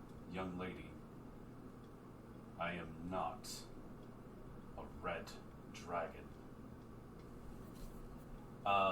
I would like to ask you, Iria, roll a learning for me. And I'll Good thing I have that ring that gives. Yep. Good thing I have that ring that gives me advantage on that. Yup. You said learning. Yes. Can it be logic? No. There's no fucking way.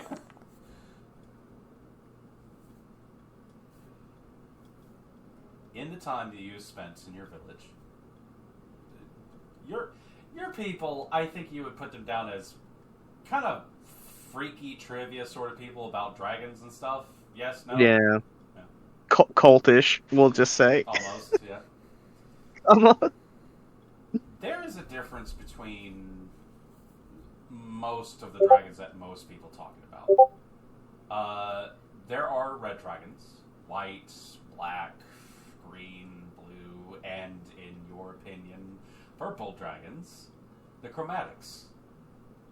There are also silver and gold and, bronze and brass and all that sort of thing. Metallic. But there is perhaps a subset that's not touched upon very often. Those are the gemstone. Stories about them are rare.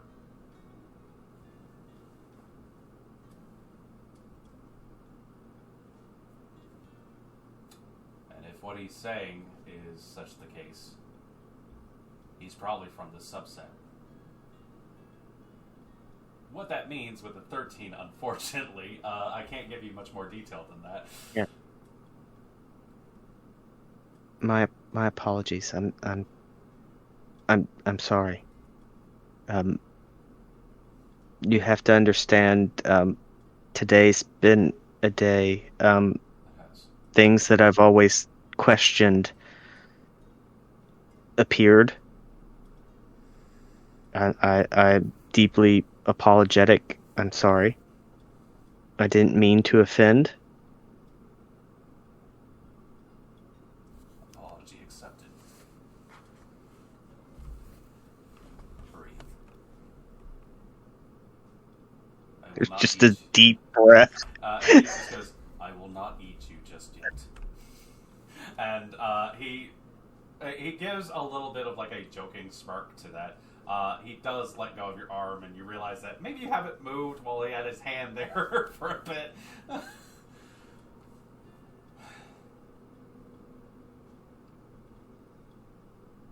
What a strange bunch. What makes you say that? From what I've seen of your talents and skills, hearing of where you come from, or perhaps guessing where you come from.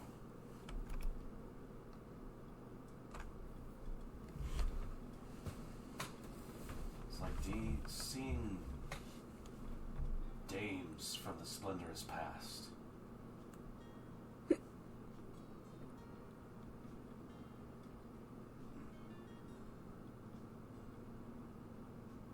He looks around and just goes,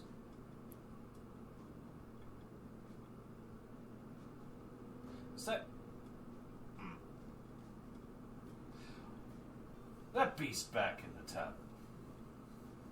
Was that a real sphinx?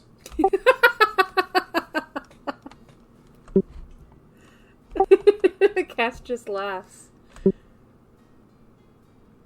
Are you a real dragon? Yes. Then I guess he's a real sphinx?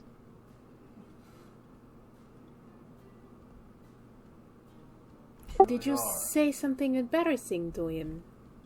No. But you are very interesting individuals. Truly dames of splendor. He chuckles a bit.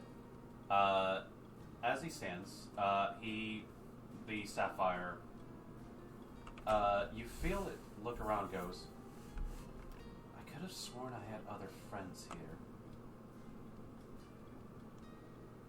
And you feel it look around. Arjun, you hold me still so I may look. And a moment passes. You see, those of you who look towards the sapphire, you see like a faint light kind of move around, like just trying to take in like all of your features as it does so. Well, they're not here.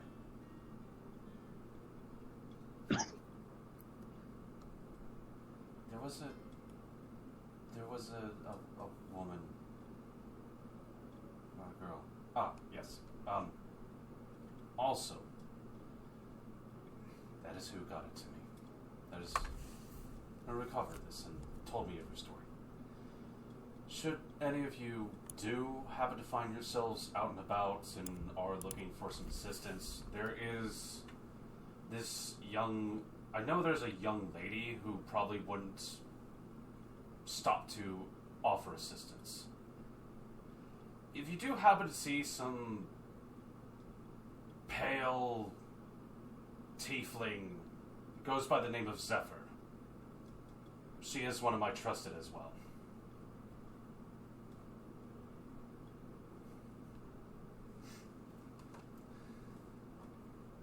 Just show From the dream sequence, was that a pale tiefling? Roll learning, motherfucker. I'm cashing in that advantage again because I get it 3 times. Wait, learning or logic? I'm gonna need learning from you. Learning is I am- information. Logic is figuring shit out in the immediate. By God, I'm trying.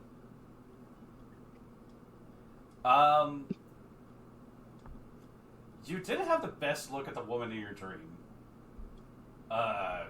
There was white hair, pale skin. Maybe? Okay. But, you know, it's along the lines of, like, you don't have a definite sort of, like, image of what they look like or anything like that. So it could be. Yeah. Who knows? Okay. Well, I believe if you are like me, I am tired of spending my time down here in this cavern. Mayhaps we should all find ourselves an exit. I wish to get myself back to Bob's and make sure the kobolds are alright. Bob's? Yes. Oh, because I can trust you with this. And I'm sure you people will not bring any wrath down upon some poor innocent people's heads. You can find me a little north of here on a plateau. There is a farm. The man who runs it, his name is Bob. Curious name. He goes by that. He has his daughter and her newborn infant, and they're wonderful people. It's where I got the food from. They have a lot of livestock. Also, I do have some kobolds in my retinue. I need to make sure they haven't burnt down my lair, because the majority of that is just scripture and knowledge and other things. I have no treasure other than that. We should pay you a visit sometime. If you're able to make the trek, yes.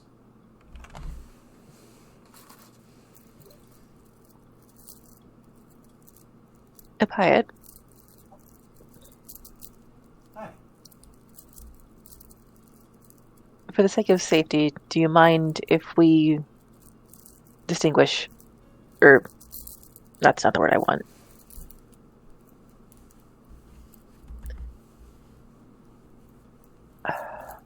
Disintegrate? No. Well, I guess it'll function.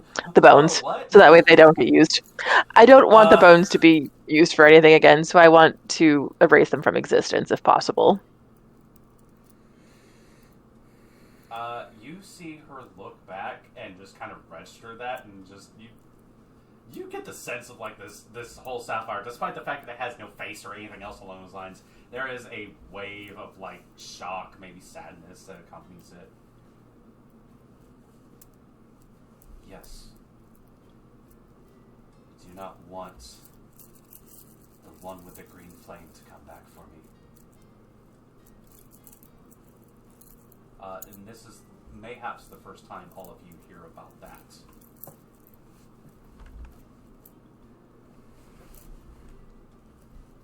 Green flame. Yes. Is that who did this to you? That's how it appeared. That's what he had when he stole the skin off of my brother. I'm so sorry. But that is the past. She looks around. You see the little light of like her perception sort of thing lands on Buddy. I think I mistook you for someone else. I'm dreadfully sorry. Who would you mistake for the small skeleton puppet? Sorry, long ago there was, an undead, a skeleton. His name was Jack.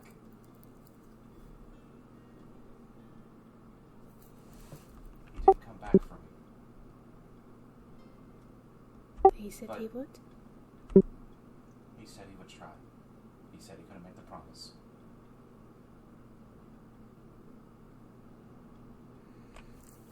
I hope he got what he was after.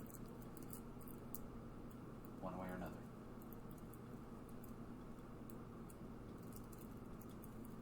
But he was kind. He said,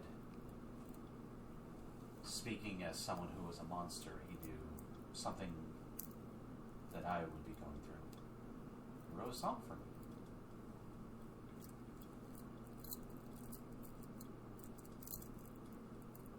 But I didn't see him again.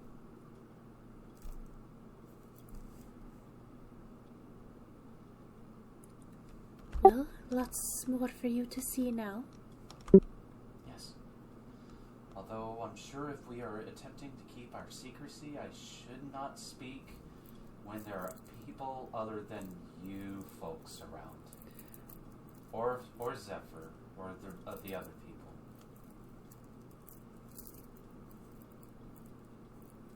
Thank you, though. It's nice to be able to talk again. It does feel funny, because I don't have to breathe, but I feel like I just feel something. So thank you. Thank all of you. I don't think I'll forget you this time. You're most welcome, Payet.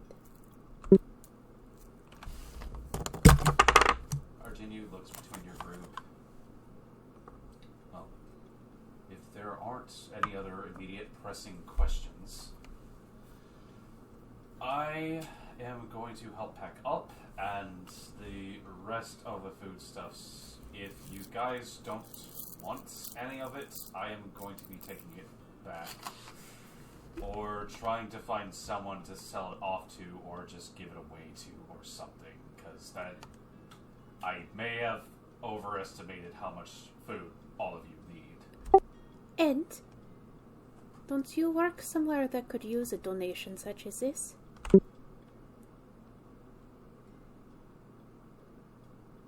Yeah. Opus was in charge of the food place I volunteer at. Oh. Well, alright. If you want it, it's yours.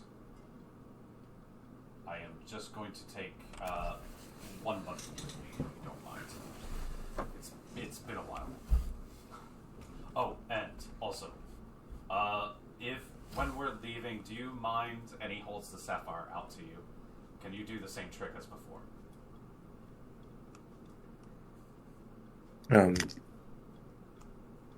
Are they a living person now considered, or are they?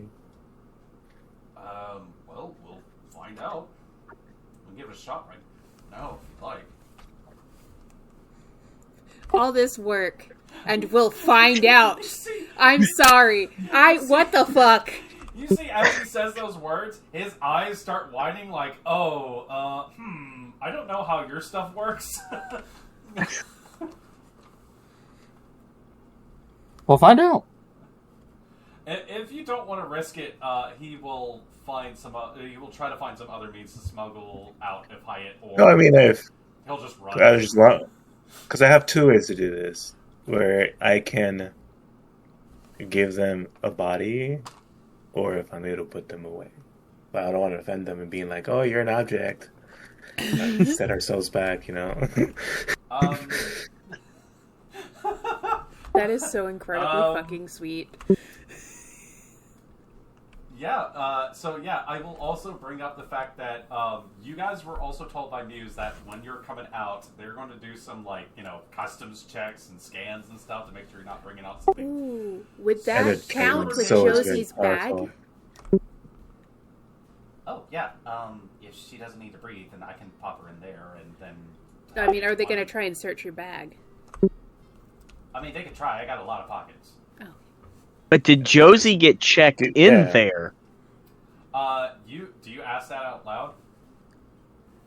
No, well, no, this would be above table, like, because we got checked in there. They have records of us. Argenio holds his hand out to N and goes, I'll let you think on it. I'll let you all think on it. I'm gonna go, yeah. And he gets himself up. Shiri, thankfully, with your administrations, you're able to heal the damage off of him. As a matter of fact, within this space of you guys sitting down talking all this stuff, you guys are all able to heal throughout this period. So you do get the short rest ability. You get your health back and stuff. You see him step away as he's like currently moving over, kicking like some of the ritual circle, being like, "This is just chalk. I can find more stuff later. I can find actual salt later. I was just in a rush." But you see he goes and starts preparing to like dismantle the ritual circle for the most part and like regather the reusable ingredients. There were calcium, for instance, and you see that he goes over, and the bottle lightning unfortunately has spent its energy within the process. He's just We still have one, right? Yeah, you have two. Okay. Okay, I decided. Okay. Yeah. And as he goes over and starts working on stuff, she goes, you do hear Josie look up at you guys and go, yeah, so, this has been an incredibly fun adventure, everything else along those lines. I'm going to need to talk logistics with all of you guys. Does anybody have a couch I can crash on or something along those lines? Because I'm going to be real with you guys. Y'all have said a bunch of stuff that I don't know what you were all talking about. I don't know what a muse is. I don't know what Undertown is. I think I have come to the conclusion that I am very desperately lost, and I don't know where I am at all. I don't know where I am. I think I don't know where my home is. And I think I may have wandered too far. Oh, Josie, where is your home, or what is your home called? I'm not supposed to talk about with outsiders. But I doubt you would have any idea what I'm talking about. Alright. I come from the Reach. And I'm going to be honest with you guys, I kind of took a dare from some of my friends to go walk about and find some interesting stuff and come back, but I tripped at some point and I fell somewhere, and then when I came to, I was in this place, and I may have been transported somewhere else entirely. So it would be awesome if I could just get my bearings and figure things out. And hopefully I can find home. Well, it's the least we could do. You have options. Shiori, would you think perhaps Ruffle would be okay with her staying at the inn for a bit? Or I could talk to Mama Diamond about acquiring a place for her at the gyms. I think Ruffle would be fine with that. Don't worry, Josie. There's so many people who come through Undertown. I'm sure someone will have heard of the Reach. And I'll ask around. Yeah, sorry. I know I'm not like, one of the party members or anything like that. I just don't... I just need a little bit of help. And then, I'm willing to offer help for help. So, like, if you guys need anything done, I got a lot of talents, and I can make stuff, and I can do things, find things out, and I'm real small. I can fit in tight little spaces, and, get around and figure things out and take care of traps and stuff like that. Cass will get to Josie's level, and just if she'll let her take her hand. Stacey reaches up and just gently takes your hand. You see that at this moment she's been shaking from anxiety. You are very talented, and we're very lucky to have found you on this journey. But I do not believe friendship is an exchange. You will have a place to sleep, you will have food to eat, and we will help each other, yes?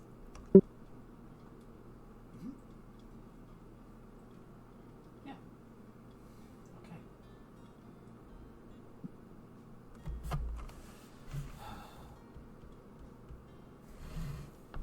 Just realized it might be some time before I see Mom and Dad again.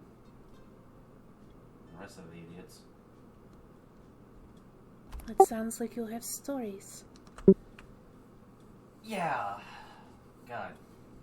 Man, I gotta tell you guys about the time Borf brought down a whole cave on his head and walked out of it just fine. Idiot. It does sound like somebody whose name is Borf would do. His last name is Orbhead. I'm not sure if that is a name I can say with my accent. Yeah, he likes orbs. Mm. She looks up at you guys and just takes a breath. Okay, alright. It's okay for you. I'll come with you guys. I'll stay out of the way. Stop trying to make excuses. Yeah, it's just nice to have some friends. New place, who dis? Argenu takes the time to gather up ritual components, all sorts of other things. He turns back around at one point and goes, nah. Seeing Iria there.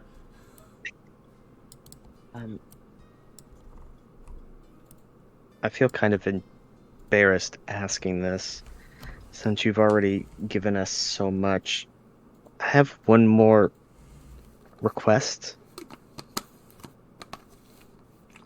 He tilts his head towards me. This is going to sound... It's going to come out embarrassing on my part. I mean no ill will by what I'm going to ask. May I have a vial of your blood?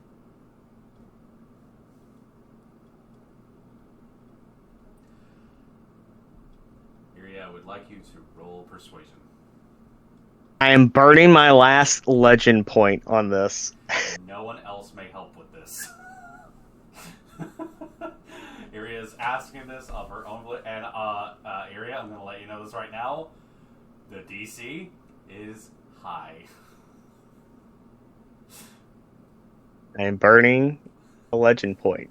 Can we know the DC? The DC is high. Okay, you know what? Okay. You could go pick off the You floor. have already used your lucky. Don't No, even try. I know. No. If I do a blind GM roll, Okay. can I get another legend point? So I don't know. What do you have in persuasion? 0. You can only add advantage 1 to that roll then. Okay. So, Okay. nice All right. try. If the Damn it. if the D20 explodes like crazy, we'll see.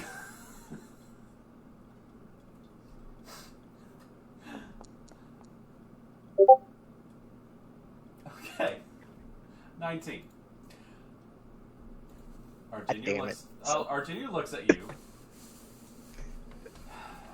I do a puppy dog eye with the one. You see, he goes to do like a very slow, like he's gonna put his hand on your shoulder sort of situation. Looks in the eye. My lady Iria, my dame Iria. No.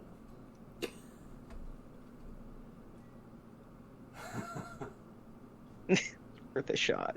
It was worth a shot. I actually find your candor amusing. I would mayhaps consider it, perhaps in the future. But this is maybe a part I am unwilling to risk. Not because I don't think you'll handle it well, but because it might get out to the wrong people.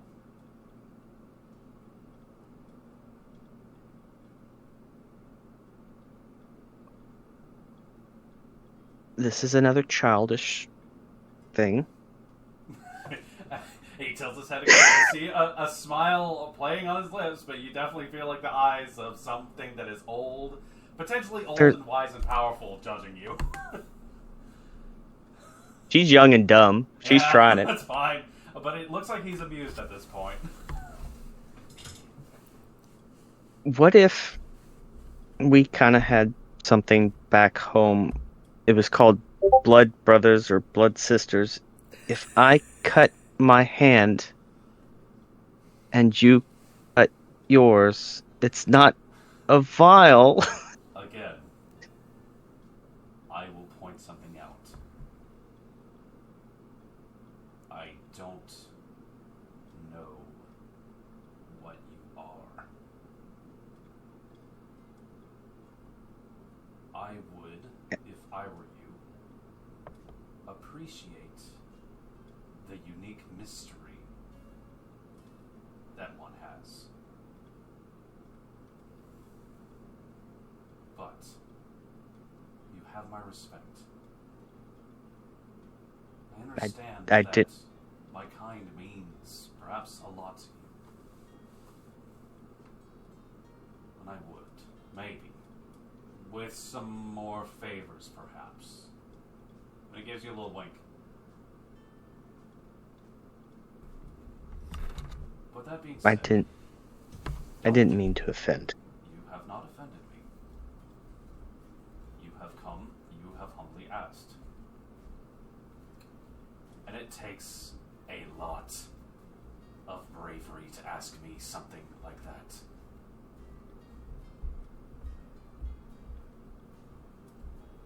Hold that as one of your virtues. I admire you for that. And know that should you need assistance with something in the future, and I be able to offer it, I will do so. That mark I present to you, that is our bond.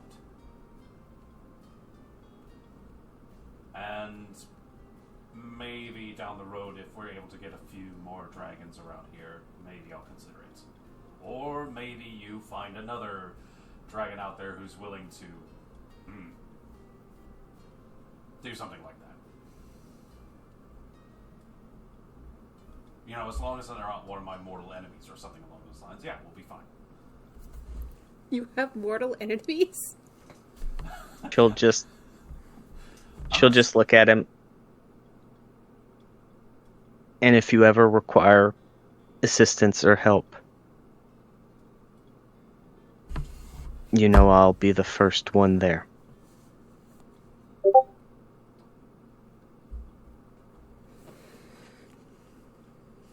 Keep the secret even from your people, please. This is something I entrust to you, my dame. She's not hiding it. Like, you can tell that she wanted to tell them. I made an oath, and I will abide by it. By the by, if anyone feels like it, he has been using the word dame quite a bit. Any of you are free to roll learning on that, should you wish to have a little bit more insight into his usage of that God word. damn it, it's learning. I keep thinking logic. I mean, on this one, I think you could roll logic because he said it enough to be like, okay, there's Okay, something I'm doing about logic, your rule of threes, and I'm using the last. I'll give you this one. It did nothing. Ooh, actually, you know what? I think. Can I Sherry roll gets this prescience one. on this? Yeah, you can roll prescience to get the intent. Yeah. Mm-hmm. Shiri is right there, so she is hearing us. Those of you who obviously rolled above a 10, Castria, 25. Those of you who rolled above a 10 are able to easily realize he's put some significance into using that word. It means something. Shiri and Castria for your own for your 2 rolls of having succeeded greater than 20, I will give you more information. The term dame, despite the fact that gangster movies have popularized it into being that broad over there, this chick or whatever, he is not using it in that way. The title dame is given to particularly females, women, who have gone above and beyond their station and committed to a duty. It is the same as calling someone a knight. It is an honor and a title that he is calling you all. Dame is above a lady.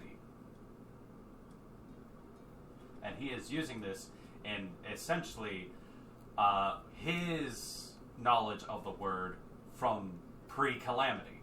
You know, ye old medieval sort of periods. He is essentially calling you all with the titles of honor and respect. The way one would call some dude in a plate of armor and vows and oaths and stuff, sir.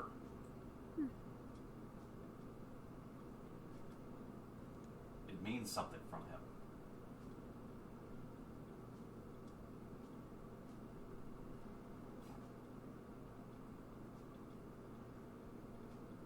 But I am serious, Iria. If you do happen to find out any more information, and I'm sure you, of all of these individuals, will be able to root that stuff out, please bring it to me. Like we talked earlier, if you find any more information about, and she motions towards the sword or its mate, try to send me word. You have my word. I look forward to the sharing of information between the two of us. It's not often I get to run into someone who wishes to see different beings just because of their differences. Curiosity, interests. Maybe not worship. Please don't do that on my behalf. Sorry, it's 19 years of growing up where I grew up. I think you'd like the other young lady, should you meet her. I don't know where she is right now. Although, entirely possible you may have missed each other. She was just with me earlier, back in Undertown. She said she had to go run a business somewhere to the south. Which, for you, Iria, you know what direction south lies in. Madlands. No. How does that floor taste, Zephyr? That's what's happening right now. Yes. Actually, yes.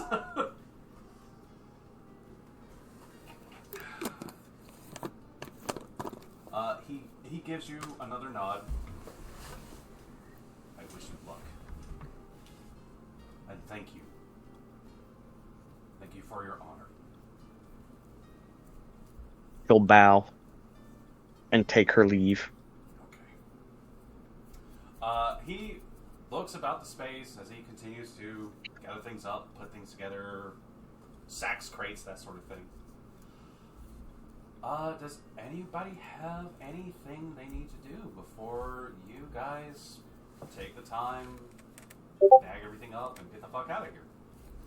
But there was something I wanted to try while a lot of the dragon talk was going on, because Puddle's got her own old beings to deal with the elementals. So instead, while the dragon talk was going on,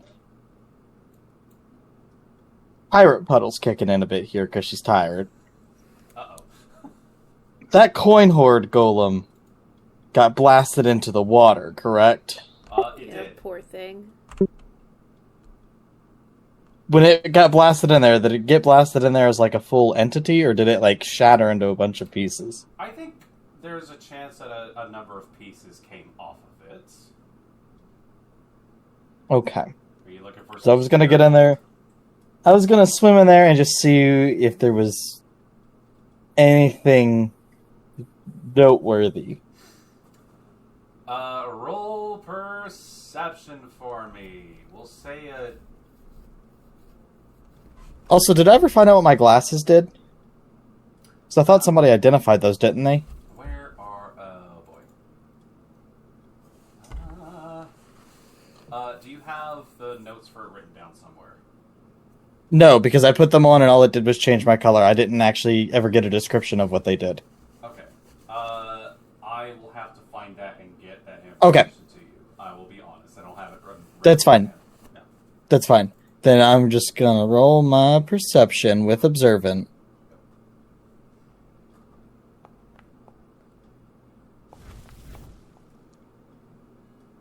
Oh, dang. 24, and I have observant that I can use here as well. Okay. I will say, it looks like the grand mass of it managed to land within this space, and like, due to weight and density and all that sort of stuff, a lot of this sunk towards the bottom, and at a certain point, a good amount of it managed to basically wind up within the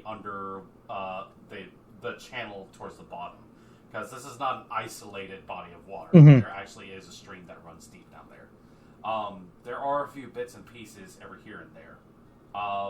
What is your intent to do down here, might I ask? Can I roll a logic to see if I took like a singular gem just as like a keepsake, if it would make this thing hunt me down and try to kill me?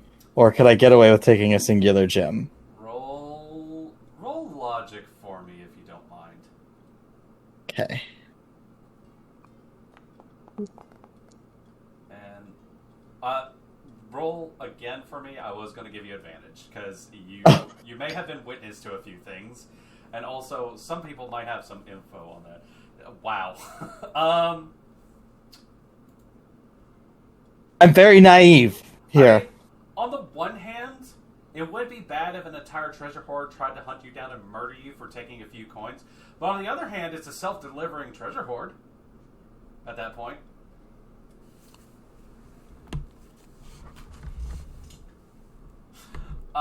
It's either that or,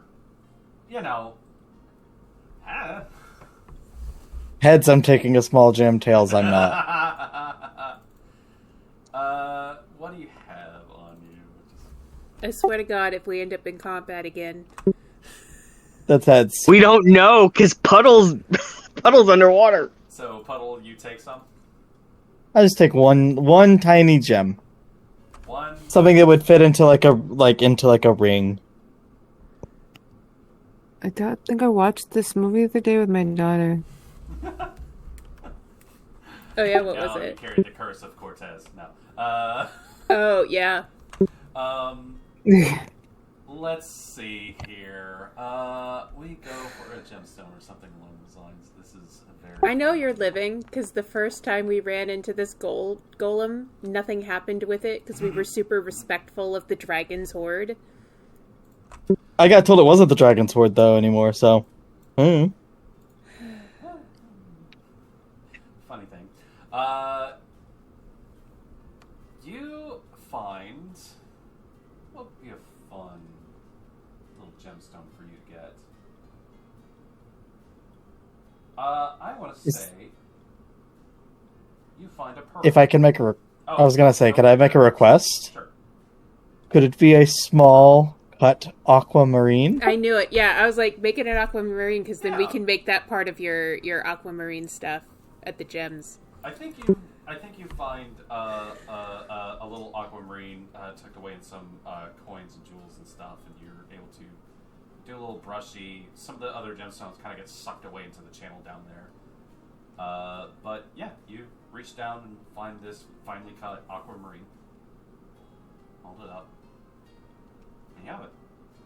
I'll take a few of my gold pieces out as well and, like, Indiana Jones, essentially swap it. just in hopes that might well, work. Guess what? I'm gonna need another roll from you. Oh my my god. Okay, what am I rolling? If you don't mind, I would like you to roll presence. Mm-hmm. And Does extraordinary presence work here? you know what? I think extraordinary presence might work here, and I'm gonna be real with you. I'm not telling you to DC, but maybe you want to roll high. Hey, well, I'm technically fatigued, so that means I'm rolling straight, but I do have a legend point, so I can roll with advantage 1 with a legend point. Go for it. And this is happening while Iria is having this super serious, respectful, Yeah. like, conversation with Arjinu. Yes. Arjuni's like, you're all the smartest people I know right Right. now. It is. Like, I said nothing about this to anyone. If anyone saw me just, like, it literally was just I walked over We're after all like, getting the busy mark. getting ready to go. And you're Yeah, I just always in the water, so we just assume, oh, maybe she's doing some fishing or something real quick. Pulled the mask up and went, boop, full bore into the abyss. You scoop up Pirate ass. this aquamarine, and I think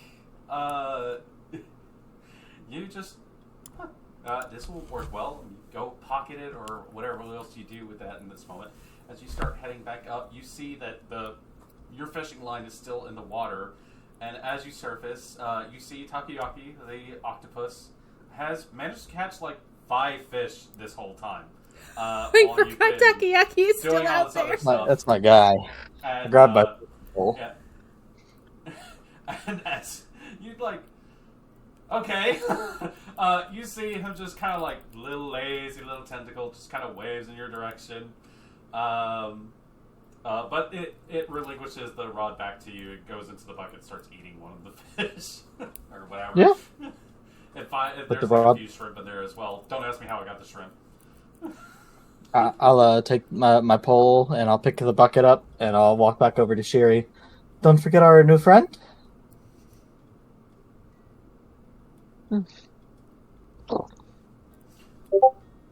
Wet. It's just wet octopus. It's just wet. That's how they are. I tell no one about that though. You got it. About what I did. Oh, you got it. It will never come back to got bite it. us in the It butt. will never, ever come back to bite you in the ass. I have to wink with this eye because that's the one that closes really easy. Oh man, why is that treasure golem following us again? Oh. Everyone, ignore So the any- 2. I rolled on a percentile. So everyone, we are ready to head out now, right? Yes. Let's go. I was just going to freshen up just a little bit. I'm going to try to use my status as I thought we available should to take a investigate. nap.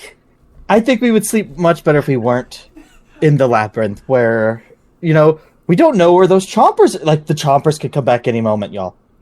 We should get on. out of here. I think. Josie With said, Puddle, "What's I'm up?" so I'm what's like the done with this what- place. She says go, I say we Equivalent go. of an insight check, because it's like Puddle's never acted this way before. I mean, The Puddle- presence. Puddle, I think you get deception. Iria, perception with disadvantage. The dragon just kind of was like, "Great job, kid." Okay, I want to do this. I'm gonna roll this to just to you. Got it. You said deception with advantage, or okay, so it's a straight roll because I'm fatigued. Yeah.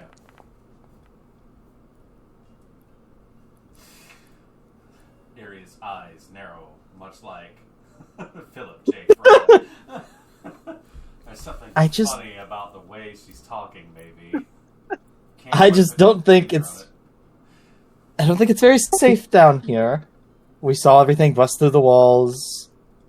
I think it would be safer where Philip. there's a lot more Fry people would. there's more people around us. And away from here. I think Puddle's got a very good idea. I think we should go. Yes. She's just death glaring Puddle right now. Sherry, You know- Iria, we've all done things that have put people in awkward situations before, haven't we? You know, I think we should go. Aria's like pushing Cass to like, no, we should go. We should go. Yeah, no, let's go. Or do you, I Iria kinda haven't looked dropped my over. illusion, by the way. I'm still chilling with Two other of them? Lola. I start a conversation with the fake Lola. You're like, this is the best company I've had all Lola- this entire time in the cave, and you're just Lola having a is using- conversation with yourself. is perhaps using her They can't talk phantasm to check back. out her own fit. It was one of those. I'm more like, If you get it high enough level, Whatever it you can call talk her. back. Sure, Rolls. if you don't mind, could you please roll entropy for me? I have adjusted your stats to attribute this for a heightened invocation because these guys have been fucking around for a bit. Oh yeah, are you disintegrating? Yes, but I also wanted to study it at first before I disintegrated it, so... Yes. You are free. You have your. I'm gonna let you roll learning. If Can you I- add advantage 1 from your knowledge feat. Can I give the help action with that, and Sure. maybe use my prescience just to give you a little bit? Yeah. Yeah. I will put it to you, Cass, if you want to roll yourself, or if you want to just provide the help. With the way my dice have been going, no. I just want to help. I just wanted to give her another advantage. Okay, you got it. So, 2? Unless I get my automatic win precog. Yes. So advantage from you get the heightened invocation. You get the help action. You get the additional advantage from your knowledge feat. So yes, I believe advantage 2. Okay.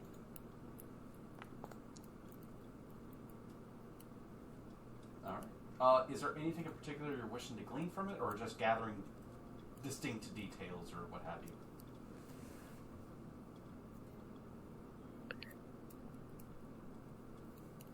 Would there be any traces of how the spell was cast? Like, obviously, it was a very... I'm going to ask you, I would love you to clarify for me. Do you mean the ritual you just cast or something else? What happened to her bones before? You see. Not that they were physically carved, but faint and ethereal. Strands of magic now broken due to your efforts. You see the influence of an individual who very much had malice in heart. If they had one that did this. The works of a cult who had their own best interests in mind. And this individual who did these things, you see essentially, with Castria's help, the signature of this act that has taken place here. A sort of a defiling of what would take place to her. And there's that, not that you see a great amount of it, but that an ember of green that comes off. But like dying smoke. Something that is fading. Something that is no longer there.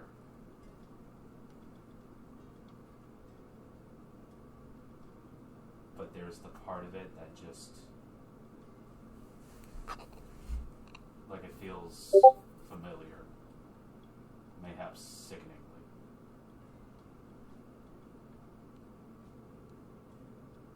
Would it be possible for Shuri to tell if her own magic was in there? Yours seems to be the work that is basically snuffing out that fire. Okay. Basically the ongoing effects have like severed the works of what happened before, and it's just slowly like a counter virus consuming what was there beforehand. Once this job is done, Okay. it will be gone as well. You have undone some terrible work here today.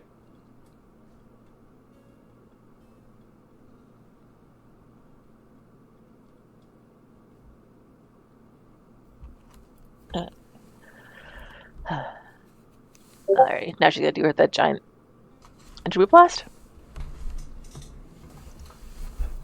So that's what I'm supposed to be doing? Yes, your entropy, if you don't mind. I have given you the bump. And I believe with this as well, you also get another advantage from it. Okay. So just 1 or 2? Advantage 1, if you don't mind. Okay. Actually, you know what? I'm going to use that extra legend point that we got and make it 2. For extra effect, why not? Got it.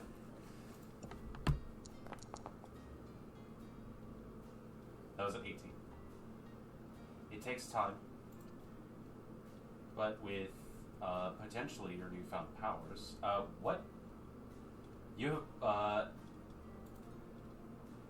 you take the time. The bones disintegrate. They turn black. It's easy for you now. Like something is not keeping these bones here anymore. And you're able to put this to rest. And this is really going to confuse the fuck out of those muse people when they come back down here. There's a whole skeleton here. What the fuck happened? The ritual circle is kicked away, dispelled, gone.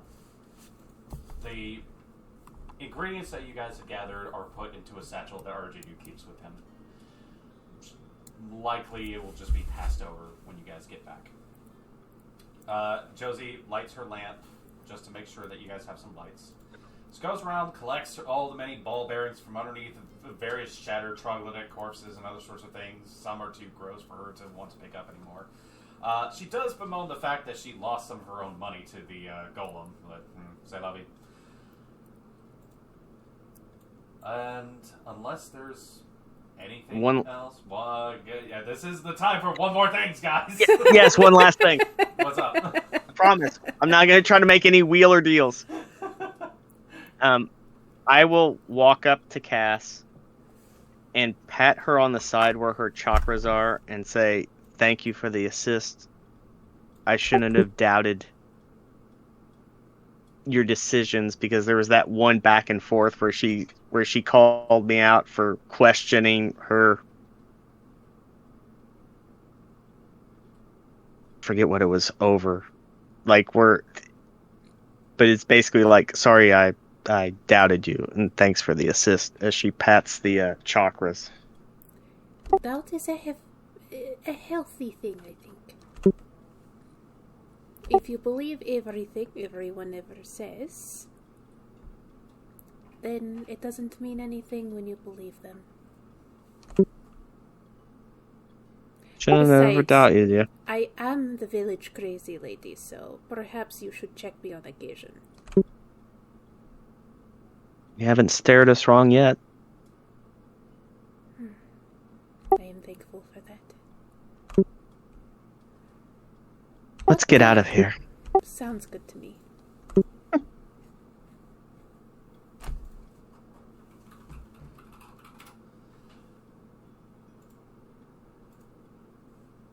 Hand up, I see that bubble. We're leaving now, correct? Like we're walking out? It seems like everyone's We're finally getting the scooting fuck at this out of point. here. Okay, I'm gonna skip over to and be like, so what did you want that for? Well, I was gonna see if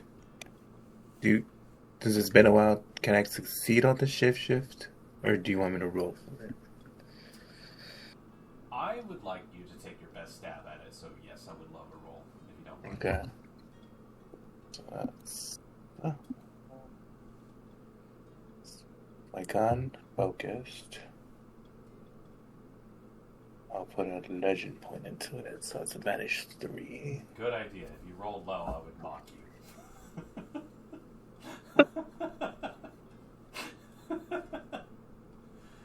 You're probably fine. But yeah, please.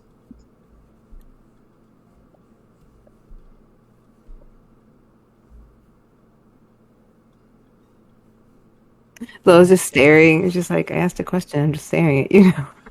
Waiting for the dice.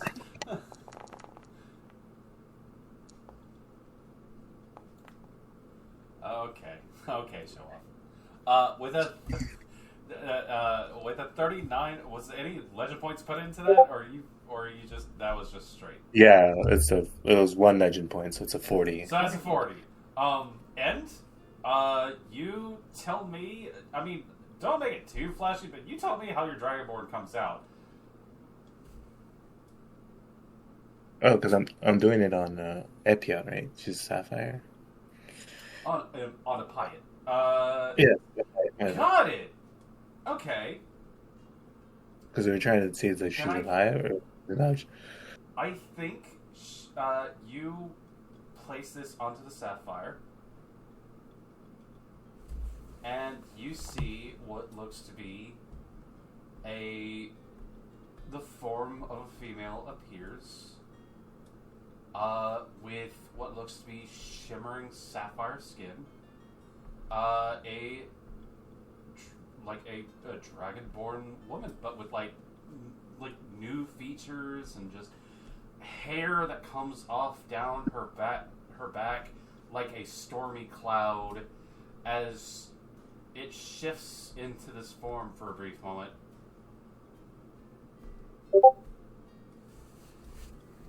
She looks to say something to you and then just suddenly back into the sapphire.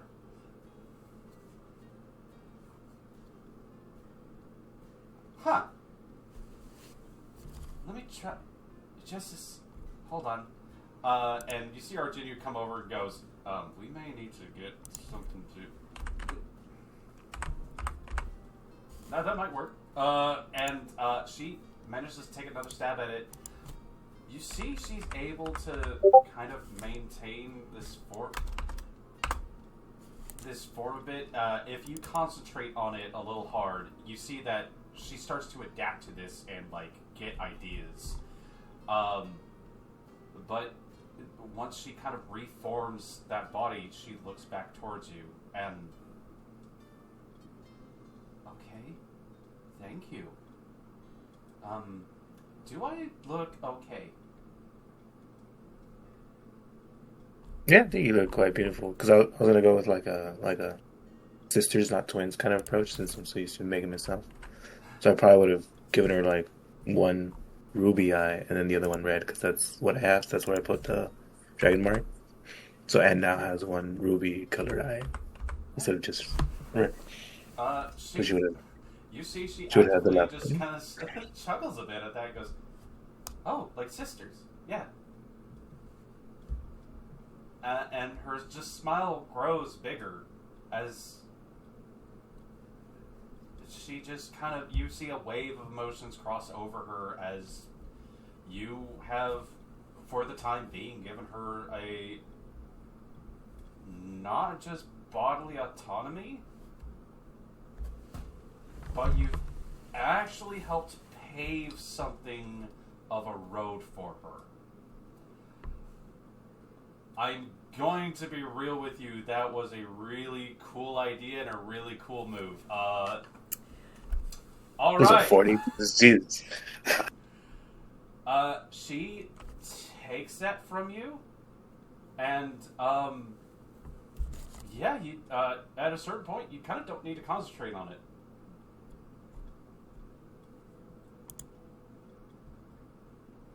Huh. Okay. And I will have to. Lola's just there. Like, Lola's just standing there in this very, like, oh. Yeah, that's what I was trying to do. Hi, sorry. Can I give you a hug? I believe that's something you could do with arms. I haven't been able to do that before. Okay, and she just awkwardly comes over and gives you, like, she's trying. This is like someone trying something new with a new body sort of situation. But she kind of melts into it. And you feel her kind of shake a bit, a little bit of, like, just a sadness that comes from having something return to her. Or something new, something joyful. As she lets go of you, she turns, looks at Lola, hug. Oh yeah, I'm all about hugs. Okay, please don't squeeze too tight. I think this is temporary. And I'm tiny. yeah, and no, she has some height to her. And then with a 40, she goes and like everyone else who approaches to see this, she just hug. Everyone gets a hug. Whoever would like one. Iria, I'm sure you're one of the first ones in there. Another awkward hug. Yep. Buddy gets one. Sherry gets one. Josie gets one. They quickly exchange like, you kind of look like a taller version of me a little bit, maybe. Good, but you look beautiful. Thank you. This is wild and strange. And you see Arginio is just kind of in the back, just. Would you also like in with the hugs, Arginio? I think I get, and she just closes the distance and grabs him into a hug. Thank you.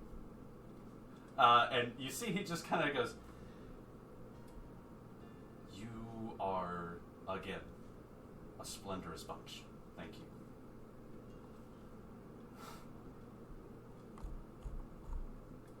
Huh.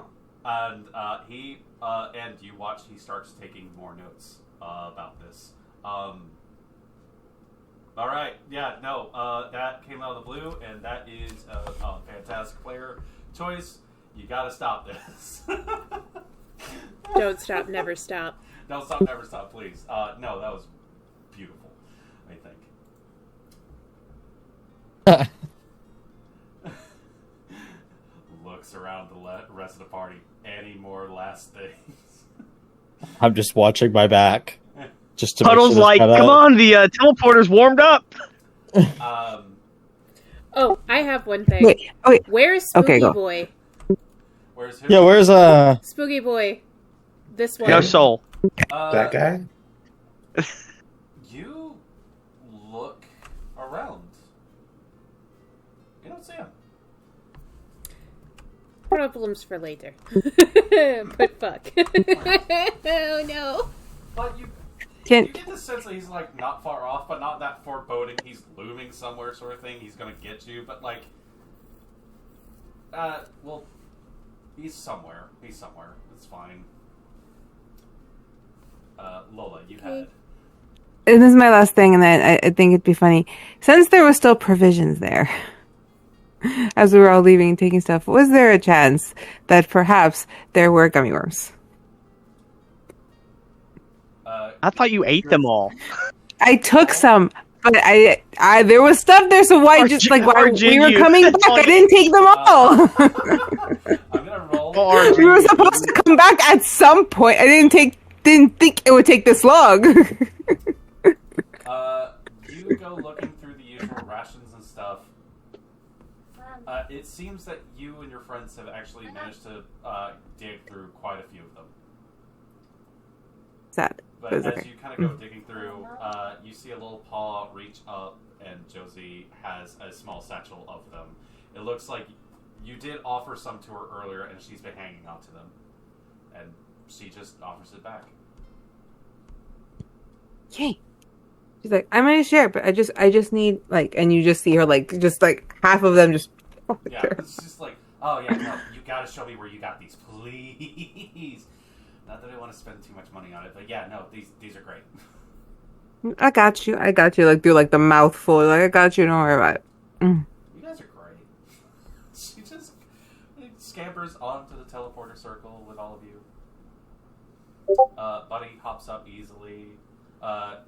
Sherry, he holds his hand out towards you to help you step up onto it, despite his stature. Puddle, you hop up there. You don't hear the ominous rustling of the many coins coming to haunt you. And you can start this thing now, right? Yeah, let's do it. Let's go. And yeah, because I had Don't we have to fix it first? Because didn't we booby trap it? No, Yeah. I redirected it to the entrance. So that's where we're going. Okay. And you move your hand, that purple glow encompasses the circle once again as you reactivate it, and you guys are gone. You wind up back in the entrance to the enemies. Familiar hallways from when you first entered here. You make your way back. Oh, I picked up my bow, by the way. You- Oh no, you I have did your pick it stuff, up. Don't Anyway. worry. Yeah. I'm not gonna. I forgot I picked I'm it not up gonna anyway, kick so you, never any mind. of you in the teeth for like, oh, I didn't specifically say I returned this. You guys head your way back, and you are able to lead the way as you kind of like drift your hand. You see hallways straighten and make a more direct approach towards the exit. And as you do manage to make your way out there, you see what looks to be a spattering of what looks to be like a few dead troglodytes and like other sort of weird skulkery cave things and other like unfade and like puddles of them and stuff like that. And you just see like a few panting muse people who look at all of you and go, "Hey! Have fun at the dungeon?"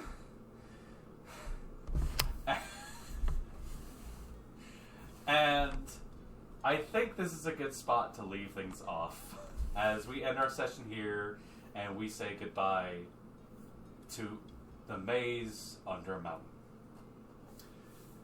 Congratulations on all of you for leveling up, for seeing this adventure all the way through.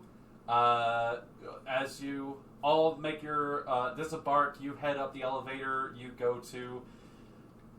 we will go through customs next time. Exciting! Exciting! Adventure! But as you guys take the lift back and pass by all the few poor muse guys who had to fend off all these monsters on their own with like weird weapons and shit, we will come back here next time. Thank you very much for joining me on this wild adventure, guys. Onwards to the next. After some fair downtime, I think. Hit the city, spend your money, do stupid things with it. Alrighty. Getting fucked up. I did have some weird epilogue-y shit I wanted to do. I will probably reserve that for some text dumps or something along those lines. So, I know it is super-de-duper late for a lot of people. I didn't want to keep going too long, but I also wanted you guys to get your last bits in there. If there is anything you do want to retroactively do, within reason, that's okay. I'm not going to like hold your feet to the fire. Don't worry about it. Spend your points however you want. Great job, everyone.